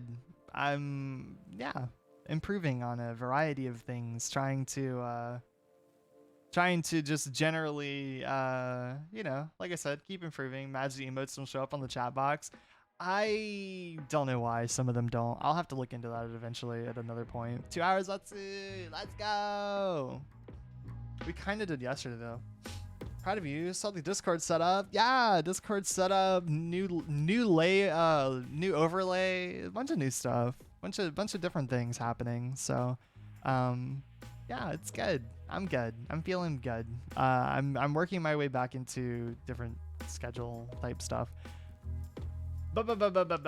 I'm also in. Oh, I unplugged my headphones. Well, let me fix that real quick. I want to be able to listen to my own tunes while I'm talking. I think my big goal now that I want to try and do again is and I don't know that it's kind of I don't know that it's I don't know if it's that big of an issue, right? Because I know there's plenty of people that agree or do the opposite. But I'm almost curious if I would want to try and do really long streams again. Like I've done in the past, for those who are around for that, I used to do some streams that were like 5 hours long, right? And I haven't really done that in a long time. I haven't done a lot of and those are just like the regular streams. Like the regular streams are like 4 to 5 hours, sometimes 6. But I feel like that kind of like was very stressful, honestly. The idea of like having to be on for 6 hours, right? Like it made it to where I felt like I didn't always have there were some days where I really had like nothing to talk about because I just spent 6 hours the other day talking about stuff. Long boy streams, you say? Yeah, kind of. But at the same time, I almost like doing 3 hour streams, like 2 to 3 hour streams, you know? Like I think that they're very digestible almost, you know? They're just like nice little streams to come in. They don't take all day to watch, you know? And also just I don't know, they're not, it's the reason why I've been doing things like that. They're not stressful for me to do. You know, I can spend an hour doing Zatsu and then 2 hours playing something and then go from there, or maybe we'll go longer, maybe we'll be shorter. Who's to say? It's I don't know. I'm curious if I would want to try and do that again. I'm not quite sure. I think it would have to be for the right thing. You know, there's probably certain games that I'll play eventually that I'll be like, yep, no, I just want to keep playing this, you know? No long boy streams. Yeah.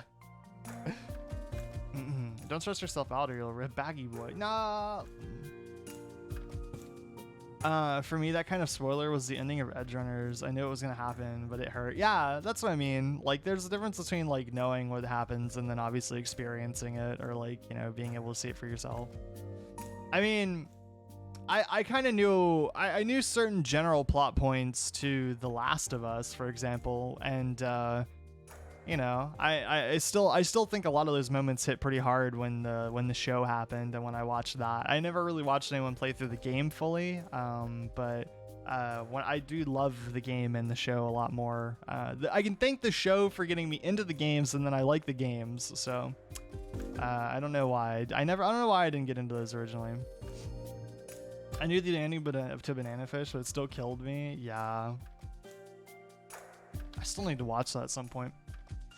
That's one of those shows, man. It's on the list. That and I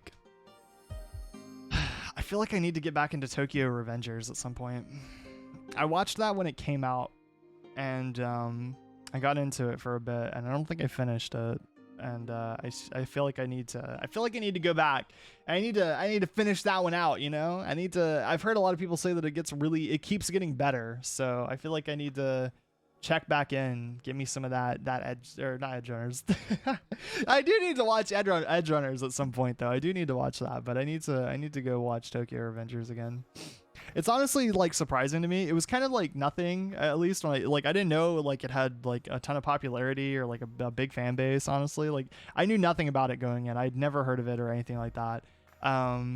And apparently it's up there with some of the most popular animes currently, you know, and that's kind of surprising to me because I don't really hear people talk about it that often, you know, at least in the circles that I'm a part of. So I think the same thing applies to God, what's it called? I don't know why there's a show that I'm forgetting the name of right now that I adore the art style of, the Jermian, and I feel the same way, where it's I never heard anyone talk about it, but it's actually Bungo Stray Dogs. That's what it's called, Bungo Stray Dogs. Love character designs in Bungo Stray Dogs. Some of my favorites, especially Protag Boy. Love his design. But I never heard anyone talk about that show. Also, love the voice actor for the Protag and Bungo Stray Dogs. Love all the voice actors, actually. They're all very good. Very good cast. Guys, I'm a normie now. No, you're fine. There's nothing wrong with that. Ba ba ba ba ba ba ba. I haven't watched any of those. I mean, they're just. I'm not a very. I mean, there's a lot of shows and stuff I haven't watched or read too, so I don't know. Like, I wouldn't be too upset about it because I definitely have missed quite a few things as well. I there's a lot of things I haven't watched or you know done, I guess. So I wouldn't feel too bad about it. I wouldn't stress, you know. It's not the biggest deal that you haven't seen those. I stumbled upon them by chance. completely by chance. Yeah, Orin is still boomer. Exactly. Wait, why am I agreeing with you? Like the one slur. Bah! We'll never watch the Lorax for movie night. We'll never do it. Or we'll oppress it. Maybe at some point. I'm sure chat will have their way eventually. I can't hold it off forever. Just like I had to freaking get the just like I had to change over the what's it called? My banner for a while. I don't know though. We will watch the Lorax for movie watch along. My sister watched Lorax 7. Wait, what? Oh, 7 times this week. I was about to say there's a trilogy. There's like 7 movies. I feel like that's really stretching the material very thin. It's an action movie now. It's like what's that Liam Neeson movie that was really Taken, I think. It was really popular like in the mid 2010s or something like that. Where it was like the Lorax has to go and save his friends. Or something like that. It's an action movie now. The 7th one is Lorax 7, you know. It's got like a really badass title or like subtitle for it. I don't know the chat. Do we want to just chat for a little bit longer? Honestly, I think that's what we'll do. I think we'll chat for the rest of stream. I think this is a Zatsu only stream. Or it's a chatting stream, which is I know we did that yesterday, but it's a chatting stream. We're chatting for today. I don't really know what else I'd want to play. I'm not really in a play mood. Yeah, just chatting stream. Woo! I haven't done a lot of those, so I'm a little proud. I'm a little happy with it. So, but no, I did like the art stream. Let's see that again. I do want to do I want to do more of those. I don't know if we'll do it every week, but I do want to do more. So, or in Talkie stream. I know. So much Talkie. Talk about so much different stuff. Run out of topic. Head empty. That's the thing, man. I have times, and I feel like it's just naturally how a lot of people work, but I have times where like I feel like I can keep going from topic to topic to topic, you know? And then other times where I'm really spouting a lot of nothing because I'm just my brain is just got like cobwebs. You know? That's like the two things that I kind of go in between, you know? I remember when you didn't do Zatsus, and look at you now. I know. I actually talked about that earlier in stream. Really proud of you. Thank you. I appreciate that. I talked about that earlier. That's something that we've been doing and will continue to do. I like doing Zatsu pre-game, you know, or doing streams where I get to chat with everyone for a while. It's fun. So. I'm also feeling like I'm a lot better at it, so I don't feel as awkward doing it now. I think again, the only thing that I was really worried about was having lots of like dead air, you know, if I did that, because I wouldn't know what to talk about. But now I feel much more comfortable. Even if I'm gonna rattle on about absolutely fuck all for 30 minutes, you know, I feel comfortable doing so. So my brain is MLP right now, having the intro repeat in my head. Yeah, for me it depends on the person. Sometimes I go for an hour, and other times I'm like, what do I word? I had a lot of coworkers like that. Me with that one Spider-Man character. Ooh. I had a lot of coworkers like that though, where like I had one coworker that I could just spend my entire work shift talking to about literally anything. And then I had other coworkers where they're like, "Oh, how's it going, Oren?" And I'm just like, "Hey," and that's about as far as we got. You know, it was just kind of a lot of nothing from that point on, you know, icebreakers that didn't lead anywhere. Yeah! I always love this track. Freaking Furby the song. I don't know why the song is called Furby, but I'm in too deep with Carlos. It's a problem. Don't spoil anything. I don't know any characters. I still need to watch. I haven't watched. Need to watch. Or else chat's gonna berate me. Say that I'm uncultured. I'm not a true fighter man. I'm not a true Spider-Man fan.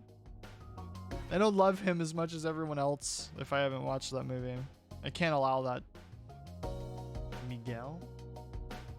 Based off of those names, man, Miguel is such a nice name. It has such a nice ring to it, you know?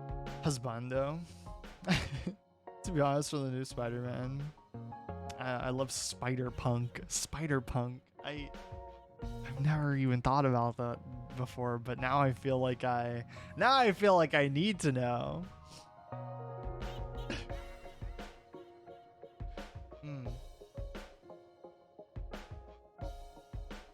Also, stuff you missed out.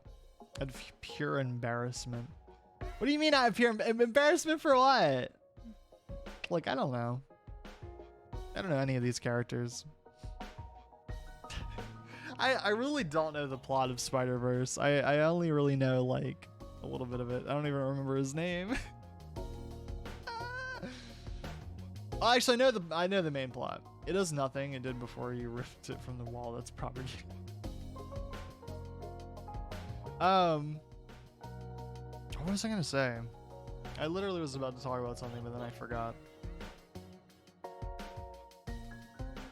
I don't know. Oh yeah, you missed on the Walking Dead. Freaking, we got a new hot protagonist that everyone swooned over in the first episode of that. That's what we've been doing. Also, you missed out on The Wolf Among Us, which was actually surprisingly really great and probably my favorite Telltale game. I missed everything. Not everything. Get that out of your head. No. Clem is all grown up now. Yeah, Clem's a badass. Also, Paul Jesus. We have Jesus with us now, or Paul Jesus, as he is more accurately referred to. Amoga. No!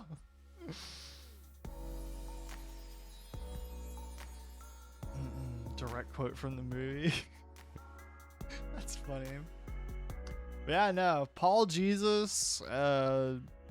We got Clementine now, who's all grown up. She's a badass. Yeah, we have the quote that Jesus is cracked, which I'm just so happy about. That I will never forgive that. Jesus is cracked though in The Walking Dead. He does like wall running and shit. It's crazy. I don't know. Apparently he's in the show too, which is can you look in a little thonk? Look, all right, it's not my fault that season 2 Kenny was Salt and Pepper Kenny was so charming, I guess. All right. Were you around for the end of season 2? I don't remember. What does that mean? I think I said that when Kenny showed back up in season 2, and I was like, he kind of handsome. He like grew a full beard. He was all salt and peppered, and I was just like, That or I said it in season 1. I think I missed everything. No, maybe not. I don't know.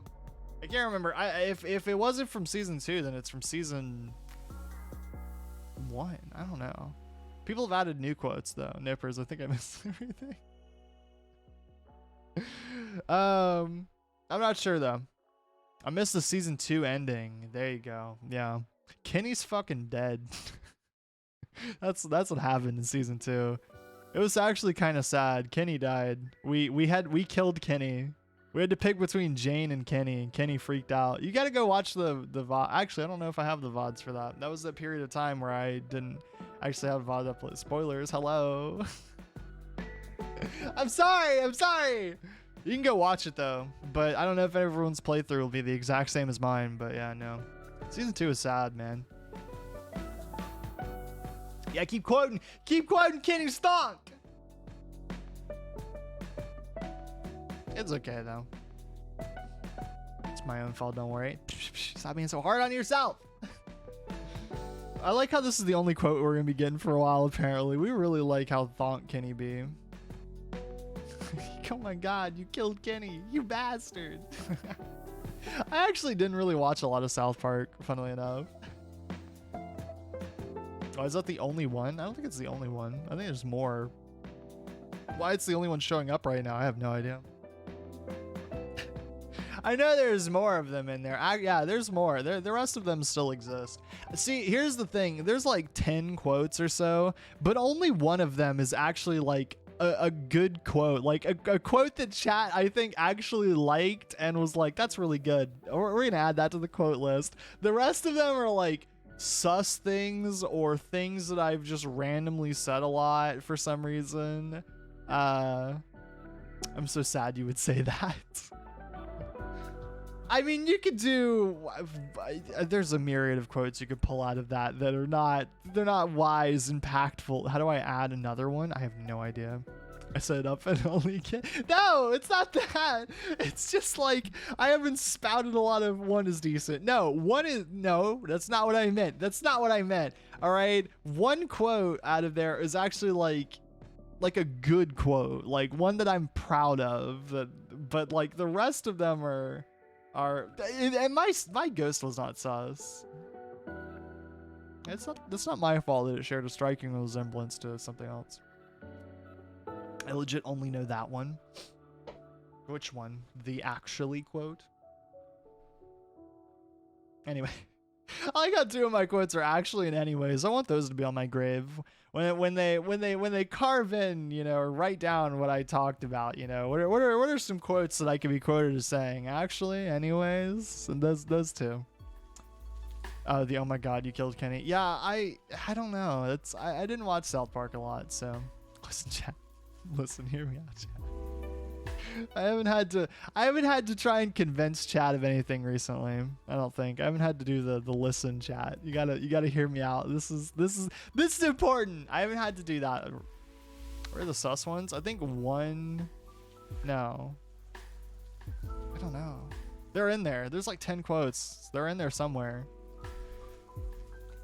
Oh god! Check the quotes list! I don't know which ones are which anymore. Chat. I need to learn the ways of tying hair.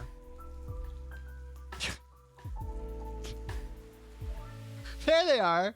I found it. Never mind. There it is. I don't know when I said that, but it's there. Hello. You know what quote, funnily enough, there's a clip of it now, so it's in the clip compilation that I made for Hades, and it's forever immortalized, but no one has actually ever quoted me as saying, no one has quoted the clip of me sitting there telling Hades, chill out, dad, why are you so hot? Which I got so red in the face when I like watched back through that clip, and I was like, why did I ever say that? And then better question to pass me, why did I immortalize it? I'm not doing that. Yeah, no, I'm surprised that no one has it's one of those moments that I was like, that's not really what I meant, but but no. I didn't mean it like that at the time. I literally said it because of Look, brain empty, head don't work properly. All right, there was fire and it was hot. That's all I gotta say. All right, I'll defend myself. Hades changes my mind. It alters my brain. I'm not ready for Hades 2. You know what? I changed my mind. I'm not ready for Hades 2 to come out. I don't want to know. I don't want to know what shit's gonna come out when I play that game. I don't want to know what it's gonna be. There was fire and it was hot. There you go. I want to. No, we're so ready. I want to. You want to talk about like bad movies though that are good for movie night? We should have a long movie night binge where we watch all the Spy Kids movies. Now that's some quality awful film right there. Like so bad it's good. That's where that lies, all right? I'm so ready to rewatch those movies. I don't know if I'm ready for some of the other ones you suggested, but yeah, Spy Kids is definitely amazing. But like on the opposite side of the scale, the best idea in the world, yeah, Spy Kids is a must watch. We watch all, and you can't just watch one of them. You got to watch them all so that we can watch main character boy and his sister, you know, evolve. You know, they got to get better and better. They got to get older and become just super spies. All right, it's how it works. All right. Now I will say that the last one is probably still my favorite, where they go into the digital world, because it is a part of it is kind of cool, right? A little bit. It's still got some of the worst CGI I've ever seen, but I appreciate it for that. Now here's the thing: do we think that Shark Boy and Lava Girl fall into the same category as Spy Kids? Does that rank about equally? Please. It's got to include. Yeah, exactly. That's what I was about to say. Wait, like, does that fall into the same category? Is that what Sylvester Stallone? Yes, Sylvester Stallone is in that movie. Ever so briefly. Shark Boy and Lava Girl is higher. I don't know that Shark Boy and Lava Girl is a higher camp rating than Spy Kids. Spy Kids is pretty iconic. All right. What about the man or the dude? No, the dude. That's what his name was. The dude. You got fucking Spider-Man showing up just to immediately die. The way we all had the same thought. Exactly. Yeah. Not by much, but I think it's higher. I think the problem is that there's like two or three. I can't remember. I can't remember if Spy Kids is a trilogy or if it's only 2 movies, but there's like 2 or 3 Spy Kids movies that are all pretty great in the fact that they're bad. Whereas Shark Boy and Lava Girl, there's only 1. So like it's that competing against the other side, you know? There's more to enjoy. There are 4 Spy Kids movies? That's insane. I didn't remember there being that many. I thought I only remember the first one and I think the last one. But the Ice Queen. I mean, you're right though. And the evil guy. I don't remember anything about Shark Boy and Lava Girl. I only remember the Dream song, and that's it. And that's because that song is low key. I'm gonna stand here and tell you this, all right? That song is low key pretty good. I like that song. I actually do. I remember as a kid, I thought that song was actually not bad. It's pretty good, not low key. It's just good. It's a good song. I like it. I like it. I want to hear it again. I gotta know. I gotta remember. Can we play the Dream song? Probably not on stream. Even though I doubt there's any, like, you know, whoever owns Shark Boy, I doubt they're gonna come after us, but I'll put it in the Discord later for people to go watch on their own if they've never heard of it. Mute it for part of the stream. I won't take any chances. I don't want to get in trouble. So and that is directly from a film, so I don't want to do that, but I will throw it in the Discord for people. That is a good song though. Oh god. Yeah, there's one they made later on with the New Kids and the talking dog. Yeah, I don't remember that. Also, let me get you your sticky note. Bop.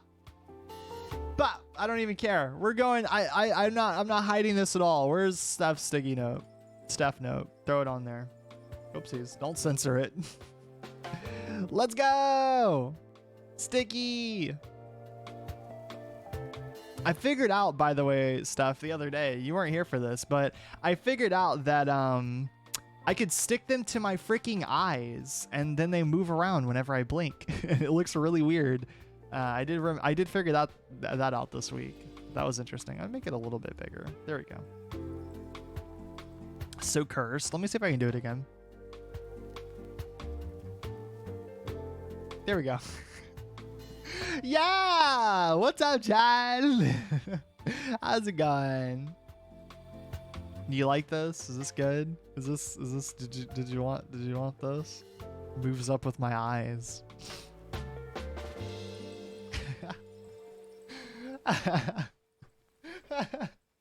If I put sticky notes over both my eyes, it does look very cursed. Pirate Orin, exactly.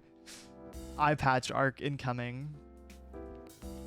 You know, can we just, speaking of pirates and the fact that that reminds me only immediately of Tom Kenny and SpongeBob, can we just talk about how impressive it is that he redeems, or he plays so many characters in freaking, what's it called? In freaking Adventure Time. He has so many people, like so many big characters too. It's a little insane to me. He's Magic Man. He's Ice King. I know he's more people than that. He's one of the, I can't even remember. He's a bunch of minor characters too. Literally like so many members of the cast. I'm going to put Teal up here. We'll get some different coverage, you know? Let's just go watch Pirates of the Caribbean now. Only the trilogy, only the original trilogy. Everything after that is not worth the time. The original trilogy, though, is specifically the Siren. No, that movie's bad. No, I will not watch the fourth one. That is a bad Pirates movie. The only three that are any good are the original three. With the one guy. Stop it. To be honest, Alex Hurst voices like half the cast. Yeah, exactly. Like they've got a lot of I'm so saddened. You can be saddened if you want. That is truth. All the later Pirates movies are bad. First one is still very charming though. I don't know that it's my, funnily enough, I still don't know that it's my favorite. I got a soft spot for that second film. I don't know why. There's just something about Davy Jones that's just very cool. If you have never seen Pirates, you should go watch it. It's pretty good. I was obsessed with Pirates 101. No, not 101. Pirates Online or something like that. The whatever the Pirates of the Caribbean like MMO back in the day was that got shut down. I was obsessed with that when I was a kid though. And it came out at like the perfect time in my life where I was just discovering what MMOs were. And I was like, yes, this one's pirate themed. Yes. Throw me in there. I don't know though. I need to remember more voice actors and actresses by name, honestly. I'm so bad with names though. A dead man tells no tale is food though. Sam Claflin equal me, Sam. I don't know who that is. I probably do, but I don't at the same time. I mean, no, I don't like any of the last like pirate series. Oh, that guy. Is he the one who falls in love with the siren? That guy, that boy. Finnick O'Dare actor. I don't know. I don't even know what that is. Chat's about to have a freaking riot. Big yawn. No! Don't point out my yawn. I don't yawn ever. I never yawn. I'm never sleepy. Honestly, it's a surprise to me that I have not commissioned any sleepy art. You haven't watched the Hunger Game? Oh yeah, no, I have. I have watched the Hunger Games. Yeah, I have. I don't like them very much. See, here's the I stand by my. This is like the biggest difference between if I'm sure Yuki will talk about it at some point, but me and him hard disagree on whether or not the Hunger Games are good. I think they're bad films. I think they're bad. Okay, I should clarify. I don't think they're bad as much as I think that they're not great. Yuki based. No. Don't give him any more support. As always. Wow. It's just the fact that, like, I don't like the way they adapt the source material. I think they do a poor job of adapting the material that they're based off of in a few ways. There's just certain things that, like, I don't necessarily like, but I don't know. I'm not the biggest fan of them. I also don't like how they're structured. Like explain, I want to know. I mean, it just depends. It's movie for movie.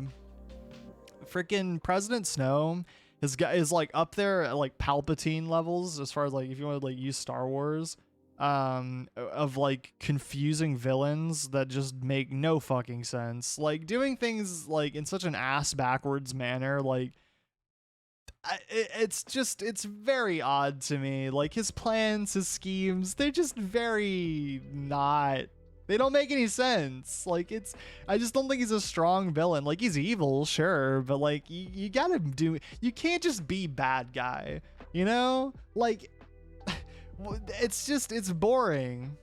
Don't watch the one coming out. I didn't even know they were making another one. I like the actor. I think it's a good actor for it. I just don't think he's written well. I actually no, I should say this. Out of all of them, I think the first one is a pretty solid film for the most part.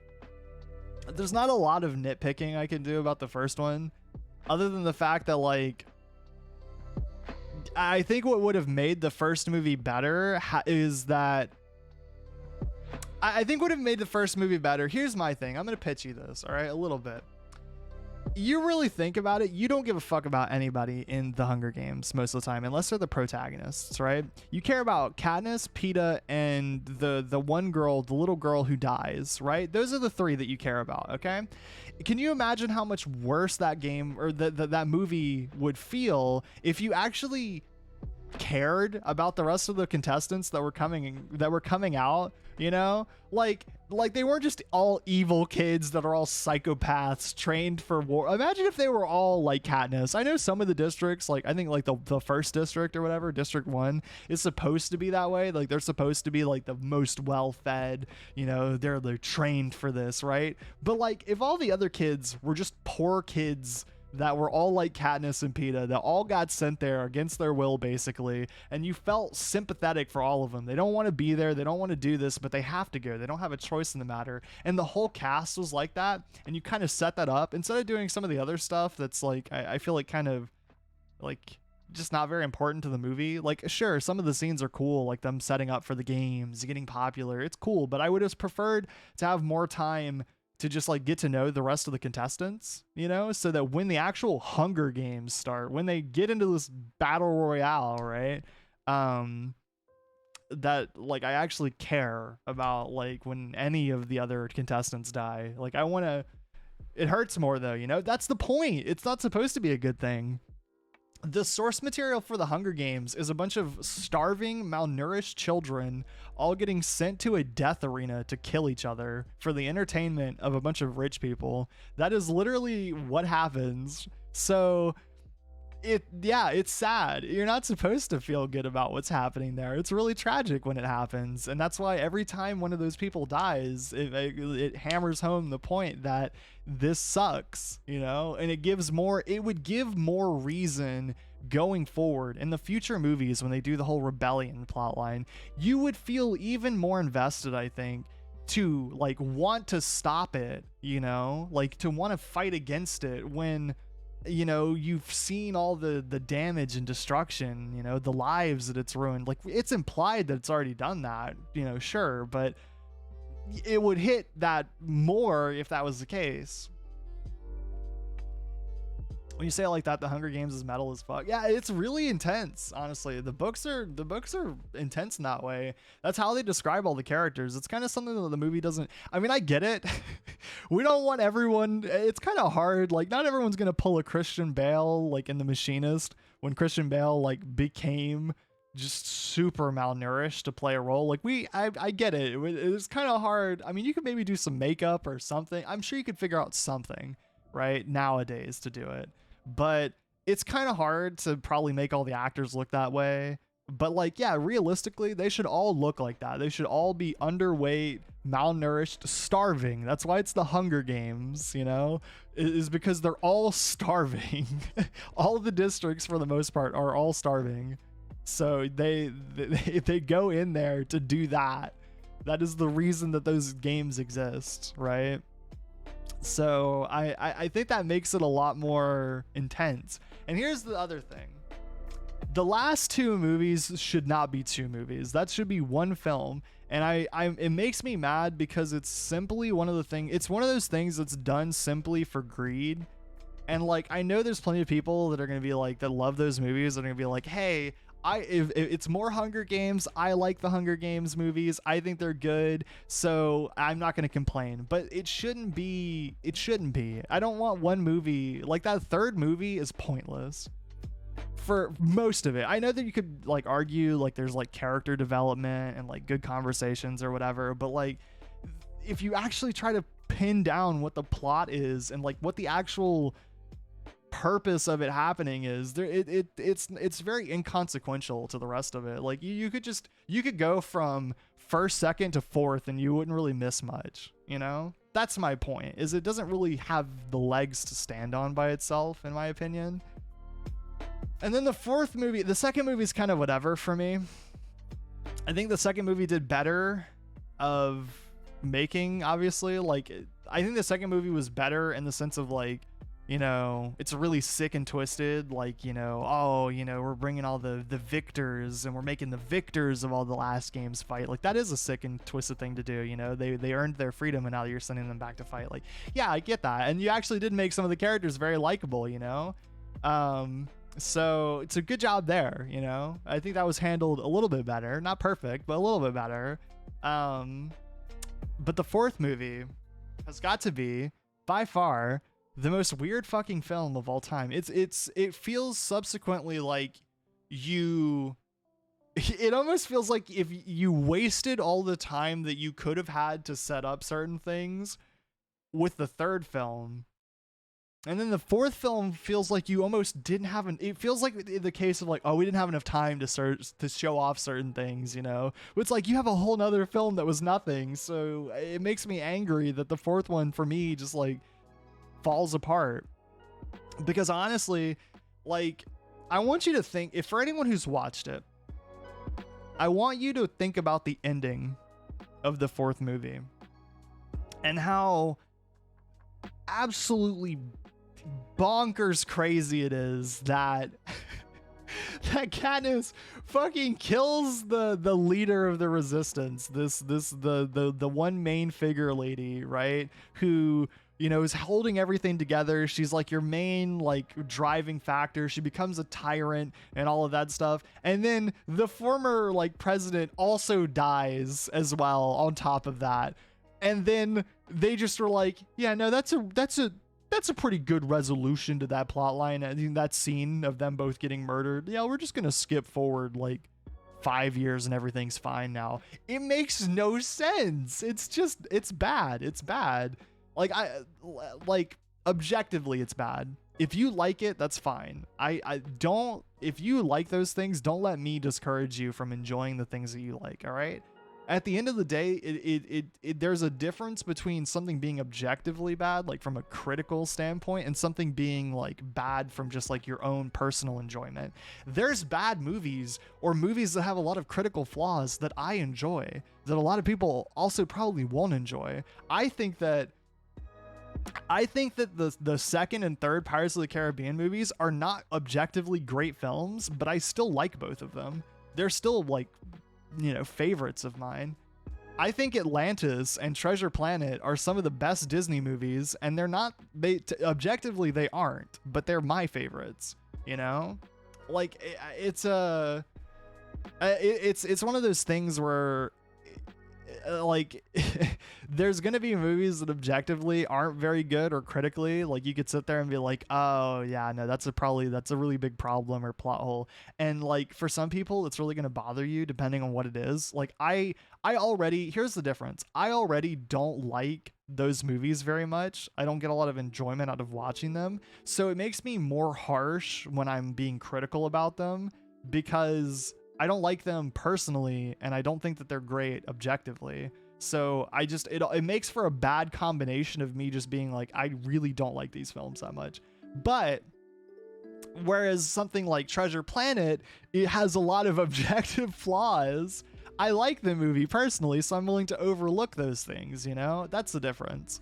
And that's why, like, I honestly don't fault anyone for liking anything, really, most of the time, as far as like those movies are concerned, or most other, like, shows that maybe I don't enjoy. It's like, if you like it, I mean, that's fine. I've done the same thing with other stuff. Like, it's not a problem, because I don't want to make anyone feel bad for enjoying something that they actually just like. Like, that's not really, that doesn't make any sense. I like Star Wars, and a lot of Star Wars is really bad. If you want to really weigh like the amount of good Star Wars stuff to bad, there's a lot more bad than there is good, funnily enough. So,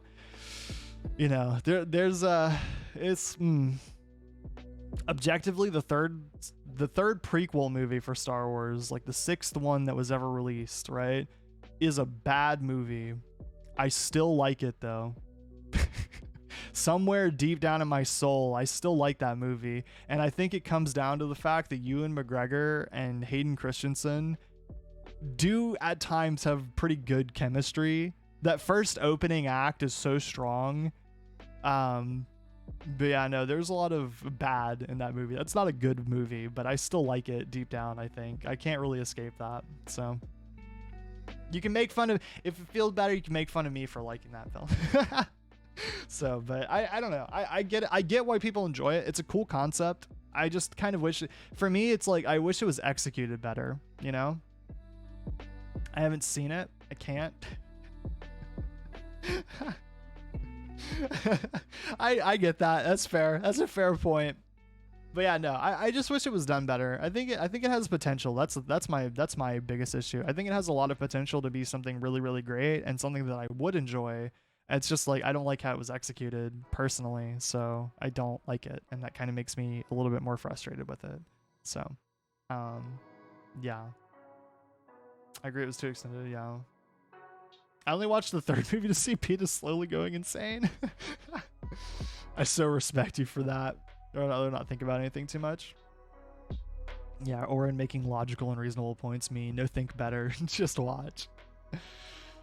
I try to, there's a lot of movies that I that are just watch type things, like there's certain movies, like if I like, it would be almost unfair of me at this point to go into certain movies expecting just some quality storytelling, like I don't go to the Fast and Furious, like it's not for me. But if I ever went and watched a Fast and Furious movie, I don't go in expecting just this immense drama where I'll be crying by the end. Like that's not why I'm there for, I'm there for one specific purpose, and that's to see Vin Diesel be Vin Diesel, and maybe some cars, I guess, which are not my thing, so I haven't really watched those. But yeah. I thought it was so hilarious, by the way, for anyone does anyone remember Ark Survival Evolved, the dinosaur survival game that came out a long time ago? And if you do, and you saw that they're making a second one, did anyone else notice the fact that Vin Diesel is all over the marketing for that game? And it's very funny to me. Because Vin Diesel is, I don't know, man. Vin Diesel is just like Vin Diesel, the person. Like every time I see him, I can't think of him as a character as much as just the guy. It's kind of like whenever I see Nicolas Cage, I'm just like, oh, Like, it's just Nicolas Cage, even though he's had a lot of roles that are actually very good, honestly, but they're just like for very strange and weird movies. Me with Dwayne, pretty much. Like, if you ever saw that movie Mandy that Nicolas Cage was in, that's actually a really good one where he's pretty much perfect for that role. He's very perfect for those very strange, weird movies. They're definitely trips of their own. So, I don't know. I don't know. That's my opinions on the Hunger Games, though.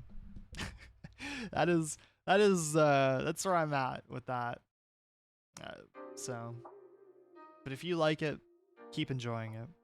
I think Twilight's bad too. So if any Twilight fans want to come at me, ready to fight there too. No, I agree. Okay, there we go. We're good then. I mean, I was talking about it the other day. There was another movie though that I saw. I talked about before that I watched The Devil All the Time because I kept seeing it on Netflix and I was like, that looks kind of interesting. It's got a really stacked cast. It's, you know, the premise of like the little, like, you know, Netflix gives you little kind of like scenes to show off a movie a little bit, like almost like mini trailers of like a specific part of the movie. I saw one of those and I was like, this scene has really good tension, honestly, or like, you know, I'm kind of interested. I wanna watch. And it was one of those movies that I watched where I was like, man, I can't put my finger on it, but it's not good. Or like, for me, it's not good. Like, it's competently shot. It's well acted for the most part, but I just don't like it. And I don't know why. You know, I kind of want to like it, but I just don't. Like, it's one of those movies that's like, I'm not going to recommend it to anyone, and I'm also not going to watch it again. So, but it's not awful. Twilight is such a funny comedy though. Oh yeah, if you shred away everything that Twilight was supposed to be and you look at it as like a B movie comedy, oh, it's amazing. It's the greatest. That movie is so dumb, and I do love it in that regard. It has a special place in my heart. Cuz there's a difference between like really good bad movies and like just bad movies. Like all the Michael Bay Transformer movies that came out, those are just bad. Like that's a prime example of just a bad movie. Like just bad films. That are just bad. They have like no redeeming qualities. They're just bad. You know, and they have a lot of like really bad things in them, like racist stereotypes and other bullshit like that. That's just like, how does this even get this amount of attention? You know, like it's dumb. But Twilight, on the other hand, awful movie, very weird acting, but really perfect as a very bad comedy movie, honestly. I know Robert Pattinson has always stated that he hates those movies, but I'm so glad that he's a part of them. Because I've seen how amazing he is now. You know, he's been in The Lighthouse, he's been Batman, he's done his own thing and a bunch of other movies. He was in that other movie I was just talking about, and he was actually not bad in that one either. He's played a lot of different diverse and like interesting characters, right? He's in a lot of stuff now. He's a very talented actor, but it's so funny to see like his first role is in that movie or that franchise of movies. It's just because his performance is like one of the most mind-boggling of all of them, I think, honestly. What's that one meme? I'm not sure.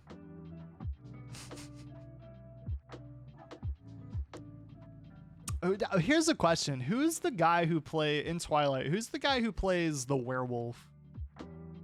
Yeah, exactly. Who's the wolf guy? I have something I feel like that guy, that actor. I feel like I only see him in movies that are like that, like funny B movies almost. like he was Shark Boy. I want everyone to know this. He's been doing it forever. He was Shark Boy And then he grew up and he was in Twilight, and he was also in some other bad B movies that are so bad I think they're funny. So that, I mean, he's been slowly crafting this whole thing. I fell asleep and woke up to Twilight. Yes, we're talking about Twilight. I think it's Taylor Lautner or something like that. Lautner, yeah, it's something like that. He's been at it for a while, you know. Yeah, we're just ending stream talking about Twilight and it being bad. Also, I did talk about my reasons for not liking the Hunger Games. That was another big thing. So, not right now. I'll probably end around the 3-hour mark though, because I still need to go get my Den. I gotta go feed myself. I'm getting very hungry, Sag. I will be back though, and I will be active on the Discord probably throughout the week, even though I won't be streaming next week because I'll be on vacation. I will be probably in the Discord at various points in time, probably. So if you want to talk, I'll be there. I'll be chatting there, sharing stuff maybe, but I don't know. Discord, my biggest enemy. You gotta be on the Discord. Come on, you'll miss out on movie night otherwise. Whenever we decide to do that, we're not gonna do it after today's stream. I will make an announcement when we do it. It'll be sometime. Told you I'm a normie. Oh! Join us in the Discord.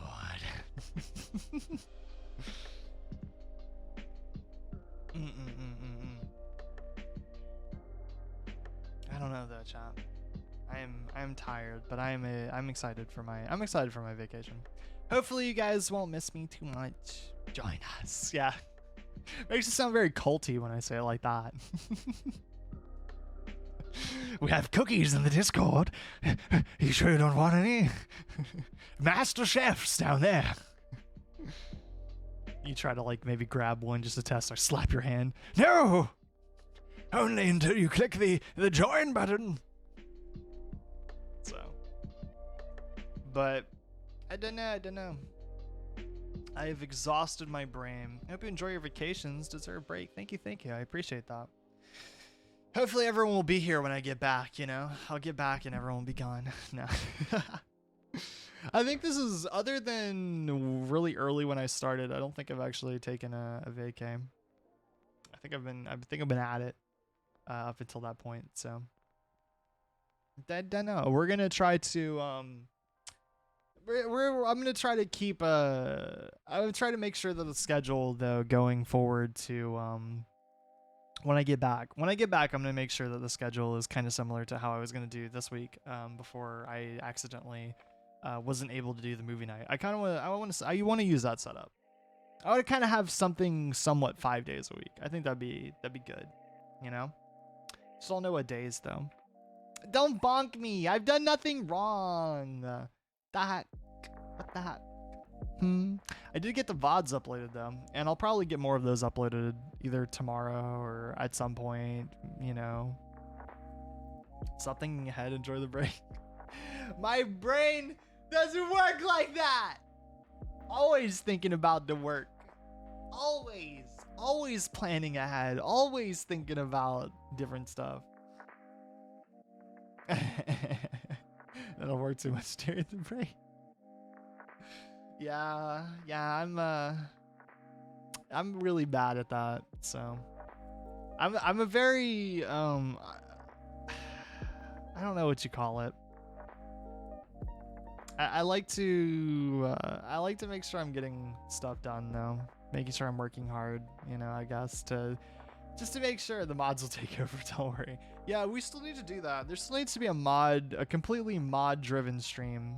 A busybody. Not exactly. I have some days where I am absolutely nothing. I do nothing. I'm just this entity that exists, and that's about it. I'm just going with the wind, you know. But most of the time that's not the case. No, my problem is that I get very what's the word? I get like my brain's dying. I get like mad at myself almost. I can't think of a better word. If I don't like work on stuff. If I like take a day where I feel like I don't do anything. I'm really bad about having days where I don't do anything. It makes me feel bad about it. So I usually try to get stuff done every day for the most part. A workaholic till he can't. See. It's the way of the job. It's what you got to do. And it'll be even more like that in the future, but I'm the same way. Yeah. I'm really bad about having a day where I just like, I could never have a hibernation day. That's why I hate being sick. Because when you're sick, if you're really sick and you're just trapped in bed, it's so boring. Just hate it. And then I feel bad because I didn't do anything. And then it's like 10 o'clock at night and I'm like, well, shit. Y'all are so... Should be inspired. We'll do all the work for you. Don't worry. It's I think it's due to just like a variety of factors, but yeah. Anyway, it is nearing the end of stream, so let us wrap things up. Let's wrap it up. Let's wrap it up. Completely the opposite. I know, sad. I have to stress. Oh God. Okay. Anyway, thank you for being here. I appreciate it, chat. I'm gonna miss you guys, but I guess like honestly, I'm gonna still be talking to most of you. If you're in the Discord, like I said, I'll be there. So if you want to chat, I'll be over there probably at various points in time. I'm not gonna just like go completely dead silent for the entire vacation. So if you want to join that, you can click the link and all that good stuff. But otherwise, I'm gonna see y'all after next week. Next week is entirely off. I might do some movie streams, stuff like that, but other than that, I will be gone, and yeah, after that it'll be back to normal. So I'll see you then. Thank you for being here. Thank you for making this week so fun. I have to say, I'm really proud of how well all the compliments we've gotten on the community. You guys are really, really great. Very, very sweet. I love that you guys are so supportive. It means a lot. I'm really happy that I can have such a nice, friendly community that everyone always gives me such kind words about. You guys are really amazing. So continue being yourselves, continue being awesome. I do appreciate it. And yeah, let's go raid someone and finish out the stream. Proud of all your accomplishments so far. Thank you. I appreciate that. It means a lot. Yeah, have a good vacay. We'll miss you. I'll miss you guys too. Thank you for the stream. Thank you for coming to stream. I appreciate it. Like I said, I will be back. So hopefully on the week that I'm gone, I hope that your week is good. I hope that the rest of your day is good. And yeah, thank you for making this week so fun. I do appreciate that. It's really cool that I've had you guys around and all of that stuff. And speaking of someone that we talked about very fondly during this stream, what a perfect person to go raid for my final stream before vacay. We're gonna go raid Kai and say hello to Kai, because Kai's really sweet and super nice. So make sure to come by and say hello to him. He's really like probably one of the first inspirations that I ever had, and someone that I still try to improve myself based on. I think he's very, very talented. So make sure to go say hi to Kai. Go tell him, all sweet things and whatnot. And yeah, I hope you have a good rest of your day. Thank you for being awesome, and I will see you when I get back. Bye bye.